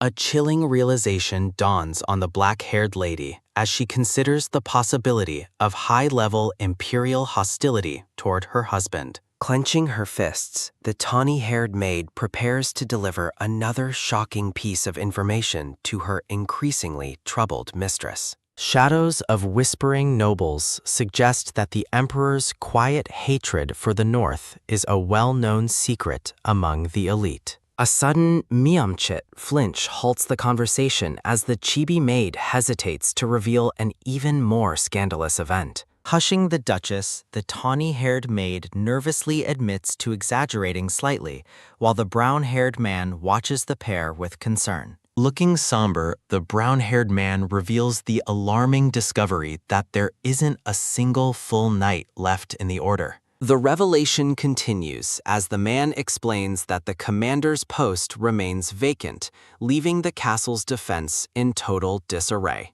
Shadows of squires illustrate the dire situation, where the Duke himself must personally manage the castle's meager and overextended guard. Evgenia is surprised to learn from the brown-haired man that Euclid handles staff training personally. The black-haired Duchess falls into deep thought, reflecting on the unconventional management of the estate's servants. Narration describes Rudion Castle as a magic fortress, built with the heartfelt devotion of the First Lord. Standing in the sunlit office, the advisor explains that even long-term staff cannot operate the castle's hidden defenses. Evgenia gestures for the man and her brown-haired maid to approach, leaving them both visibly confused. In a secretive chibi moment, Evgenia whispers her tactical plans for Gressel while her subordinates listen intently. The Duchess's hidden instructions spark a sudden fire of devotion, leaving her bewildered by their explosive excitement. The brown-haired maid enthusiastically promises to contact Black, leaving the black-haired Duchess completely baffled by the terminology. When Anne mentions gold, Evgenia's confusion deepens as she realizes she has no idea what these codenames represent. Resting on her chaise, Evgenia reflects on hiring mercenaries and appointing Gressel as the new commander of the knights. Gressel stands tall at the head of a loyal group of knights, ready to fulfill the Duchess's commands. Seated at her desk, Evgenia meticulously audits distribution records from House Beers to uncover any potential contractual flaws. A chibi Evgenia feels a surge of gratitude toward House Basilian, acknowledging their unexpected and vital support. The Duchess watches with a nervous sweat drop as Anne's intense loyalty continues to manifest in overly dramatic displays. Anne notices Evgenia's stern expression and quickly backpedals, promising to focus only on contacting Black for now. Alone with her thoughts, the Duchess stares into tuberculosis, still haunted by the mysterious meaning of Black. Turning with a graceful movement, Evgenia's long black hair flows as she prepares for her evening routine. At the edge of a luxurious bath, Anne suggests her mistress should have rested longer after her grueling work. Evgenia praises Anne for her diligence in organizing the bedroom, noting it took the dedicated maid 2 full days. A chibi Anne eagerly offers to show off her handiwork, and a hesitant Evgenia agrees to follow. Approaching a large grandfather clock, the Duchess questions why Anne has led her to such an ordinary object. With a rhythmic druru sound, Anne skillfully turns the clock hands backward, triggering a hidden mechanism within the room. A quick tock-tock knock on the adjacent wardrobe confirms the secret sequence is nearly complete. A hidden door slides open with a low rumble, leaving Evgenia shocked while a beaming Anne reveals the secret. The maid invites her lady to enter the secret chamber, her eyes sparkling with pride at the hidden surprise. Inside, a dazzling shalala brilliance reveals a secret boutique overflowing with magnificent dresses and priceless jewels. Evgenia is stunned by the secret room's luxury, worrying about the implications of such a space within Rudion Castle. Realizing her past self must have ordered this, a chibi Duchess laughs nervously while Anne watches with confusion. A sharp gasp escapes Evgenia as she spots a familiar item among the hidden treasures of the secret vault. Her mind races as she identifies a pouch with the exact same pattern as the one given to Rehart. Shimmering pearls and golden chains frame the mysterious pouch, linking her past actions to this hidden collection. Memories of the pink-haired Rehart and Anne's mention of black coalesce, sending a chill down Yevgenia's spine. With a soft rustling basak sound, hands open the pouch to reveal a glowing, radiant gem of immense power. Evgenia smiles with quiet satisfaction, knowing she provided Rehart with more resources than he had in the original timeline. A dark, heavy atmosphere surrounds her thoughts as she wonders if Rehart has already seized control of the underworld. The scene shifts to the imposing Black Assassination Guild headquarters, illuminated by the cold light of a crescent moon. Alarms blare as a ta-da sound echoes. A blood-splattered, pink-haired youth fights his way through the guild's outer defenses. With a fierce pang sound, the pink-haired boy moves with supernatural speed, effortlessly cutting down the guild's elite guards. Watching from a window, a scruffy man notes with awe that the intruder disarmed his men without causing serious harm. Rehart stands amidst the fallen guards, his sheer skill leaving the seasoned assassins feeling completely helpless and outmatched. The scruffy guild member realizes their master used this attack to keep them sharp and test their newfound readiness. A loud Bielkak sound announces the intrusion as a door is kicked open, signaling the end of the skirmish. Rehart walks through the doorway with a steady Jobuk step, his expression calm despite the blood on his face. The scruffy man asks if the intruder is Lord Reinhardt, and the pink-haired youth confirms his identity with cold authority. Dropping to one knee with a chuk sound, the scruffy man pledges his eternal loyalty to Rehart, their new master. Standing tall before his new subordinates, Rehart prepares to lead the guild under his absolute and ruthless command. A chilling, sick grin spreads across Reihart's face as he asks when he can finally reunite with his mistress. A sudden Byunchuk start awakens Evgenia, who sits up in bed with wide eyes and a racing heart. With a gentle jack of birds chirping outside, the Duchess stares into the dawn, shaken by her vivid premonition. A soft sarak sound follows as her gown ruffles, the quiet morning air offering no answers to her growing unease. Evgenia realizes the black her maid mentioned refers to the deadly assassination guild once led by pink-haired Rehart. The black-haired Duchess ponders if during the connection between her plans and the guild's name is merely a coincidence. While resting on her bed, Evgenia is approached by Anne and the advisor as the evening's revelations continue.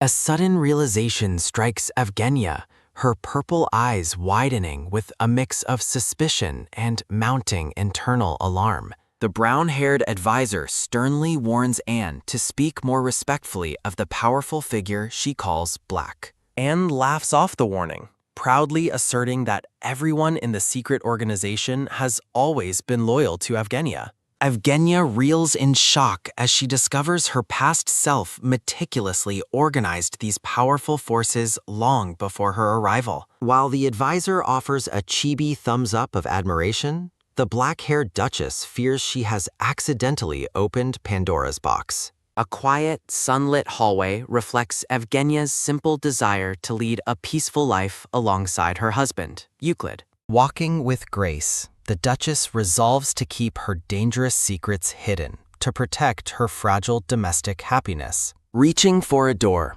Evgenia seeks a moment of solace to calm her racing heart after the night's discoveries. Entering the library, she plans to bond with the children by discussing her quiet and hard-working husband. Evgenia pauses, her sharp eyes noticing a grandfather clock placed awkwardly between the library's massive, ornate bookshelves. Suspecting another hidden mechanism, her hand moves toward the clock face as she wonders what secret lies within.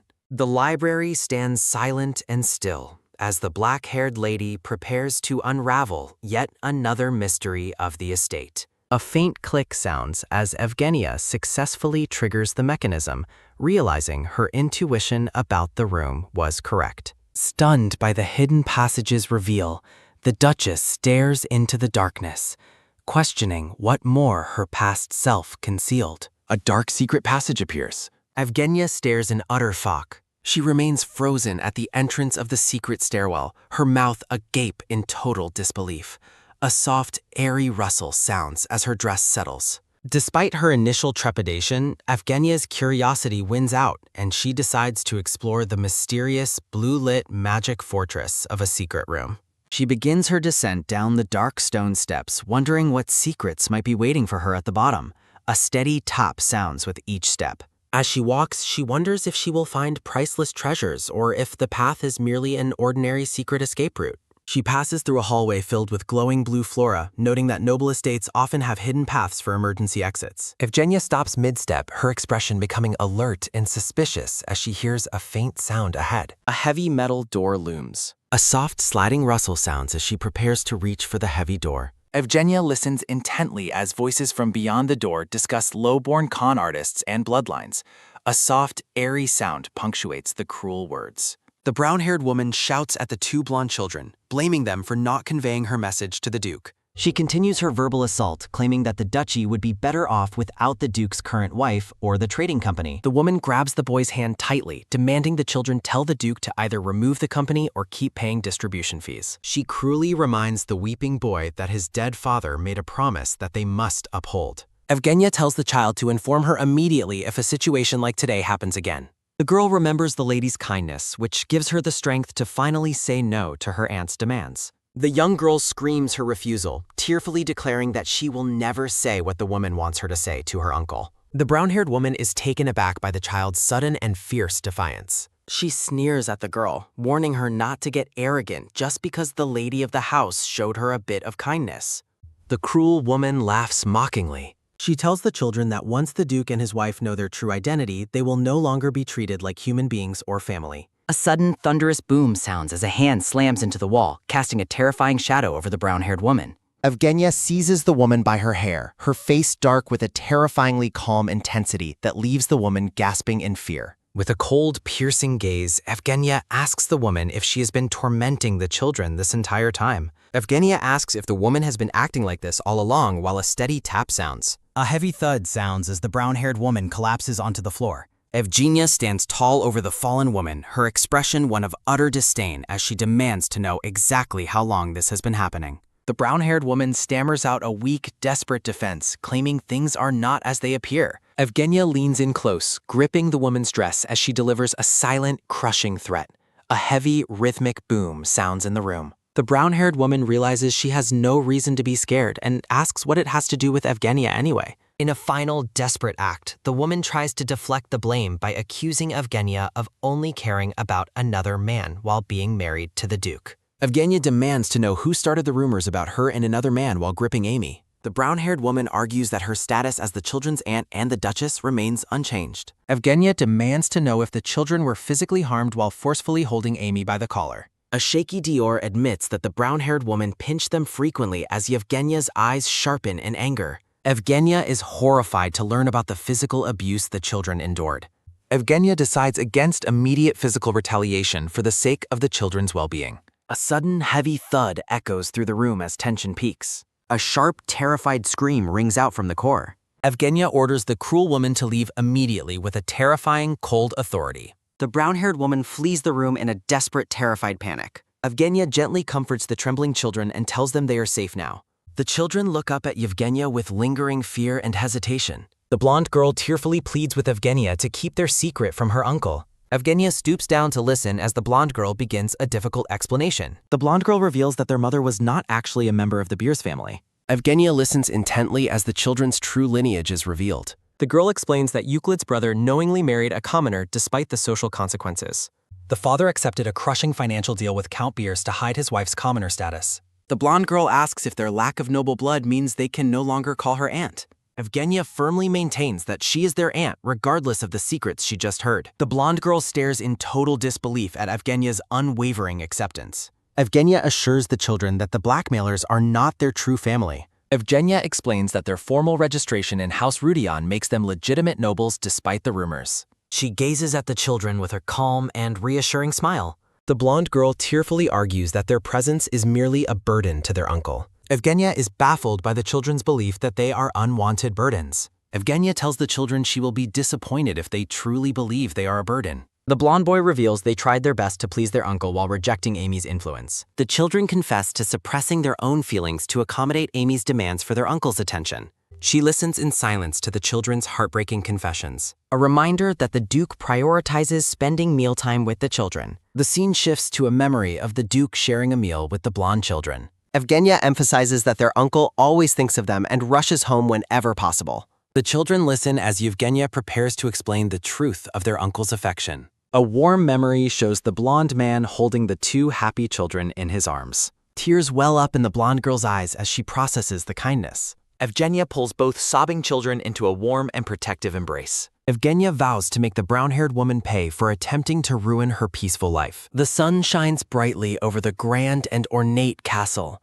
Evgenia asks the children if they have finally found some peace of mind. The two blonde children look up, still emotional but visibly relieved. Evgenia asks the children if they still wish to hide the truth from their uncle. She waits patiently for their answer while keeping them close. The children finally agree to her suggestion, while Evgenia finds their reactions incredibly adorable. A sudden concerned knock sounds at the door as someone asks if the lady is safe. The door begins to open as the blonde boy lets out a small hiccup. A single, decisive footstep enters Guru. The Duke stops in his tracks, stunned by the emotional scene unfolding before him. The maid gasps in shock as she spots the two children in their disheveled state. The maid explains that Amy's frantic departure led her to believe something terrible had occurred. Euclid and the maid look on with deep concern as the Duke notes that even the normally composed Lady Marianne is crying, urgently asking if everyone is all right and if the children have done something wrong. From off-screen, the children insist they aren't crying because of their hat. The children look on with sorrow. Euclid pauses, looking somewhat skeptical as he reflects on the children's sudden outburst. Behind the scenes, Evgenia notes that the children's fervent denials are only deepening the misunderstanding, though she finally understands the cause of their distress. Euclid gently pats their blonde hats. Euclid gives orders to a maid, requesting a wet cloth, ointment for wounds, and bandages, to which she obediently complies. Evgenia wonders why he mentioned wounds, recalling the children said Lady Beers hadn't physically struck them. She worries if there are injuries she failed to notice. Evgenia reaches out to Marianne and Dior to ask if they are truly okay, but the girl assures her she is fine. Euclid takes Evgenia's hand, telling her to relax so she doesn't make her own wound worse, leaving her stunned. Evgenia realizes she likely got hurt while bursting out of the wardrobe earlier.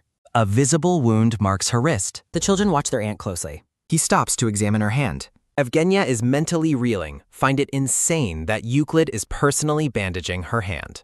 Euclid carefully bandages her injured hand. Evgenia reflects on how she ended up keeping the secret passage from Euclid, noting that he seems to be deliberately avoiding asking further questions. Sunlight bathes the magnificent stone castle. Evgenia narrates that since Amy stopped visiting the castle entirely, everyone began speculating that she had driven the woman away and scolded the children. Rumors spread throughout the entire castle. Evgenia sighs as she looks at her paperwork, noting that since she transmigrated into a villainess, she is well accustomed to such misunderstandings. She is surprised to find Euclid's aide, Delano, reporting to her office, wondering why he wouldn't just report directly to the Duke. Evgenia is baffled to find Euclid sitting in her office drinking tea so naturally, though she admits she doesn't really mind. An enthusiastic Delano announces that he has confirmed the trading company that will sell her dowry, describing the place as incredible. Evgenia asks for the name of the company, and Delano reveals it is called Gold. Delano explains that despite being established less than 10 years ago, the company has considerable influence, opening new trade routes and yielding huge profits.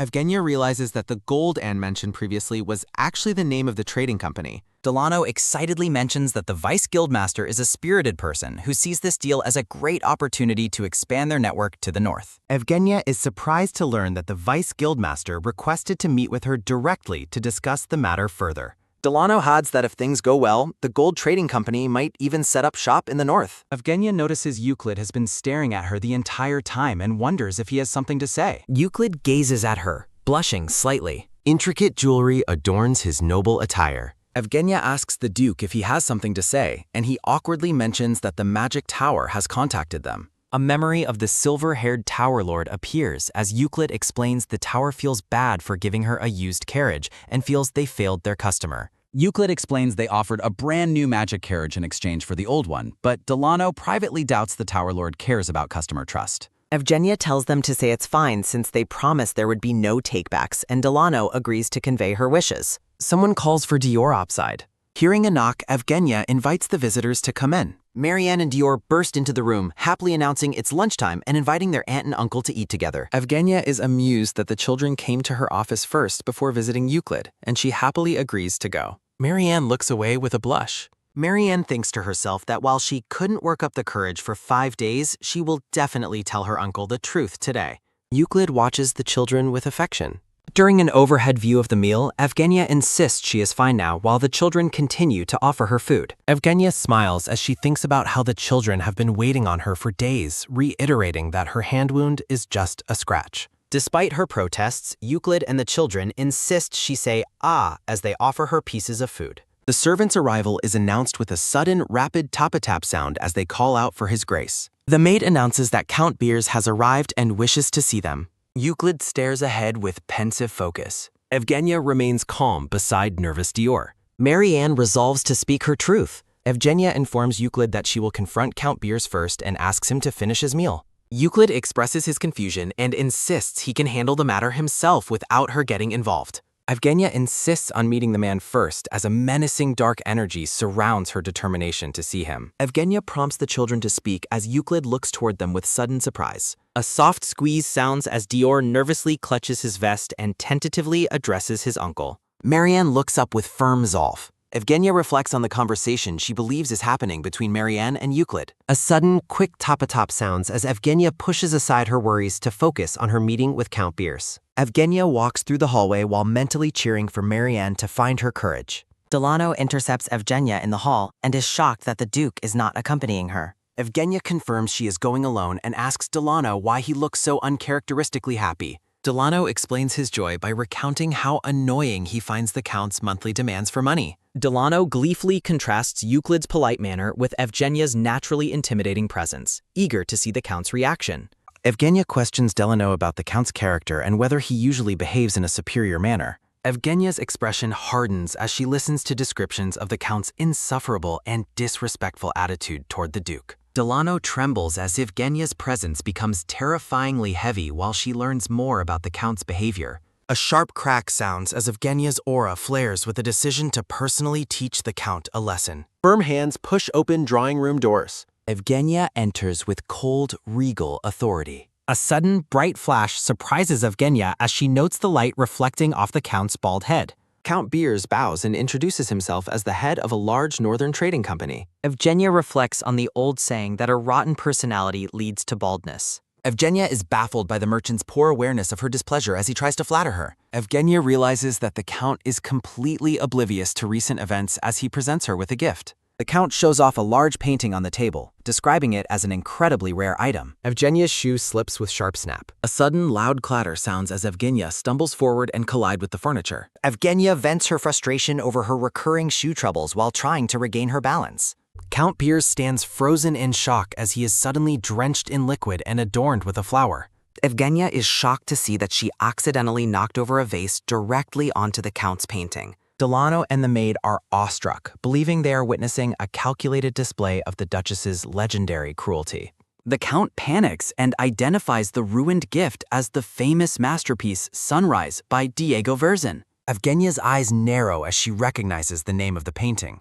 Evgenia questions the Count's claims while he desperately tries to salvage the wet artwork with a cloth. Evgenia reveals that the authentic Sunrise painting was actually included in her own dowry. Count Beers is paralyzed with fear as Delano confirms that the real painting already belongs to the Duchess. Evgenia points out that her father would never give her a forgery, proving the Count's gift is a fake. The Count pathetically claims he was also a victim of deception to save face after his plan fails. Evgenia laughs at the irony of a con artist being conned before accusing the Count of habitually selling forgeries. Evgenia notes that his previous schemes only worked because he had an accomplice within the house.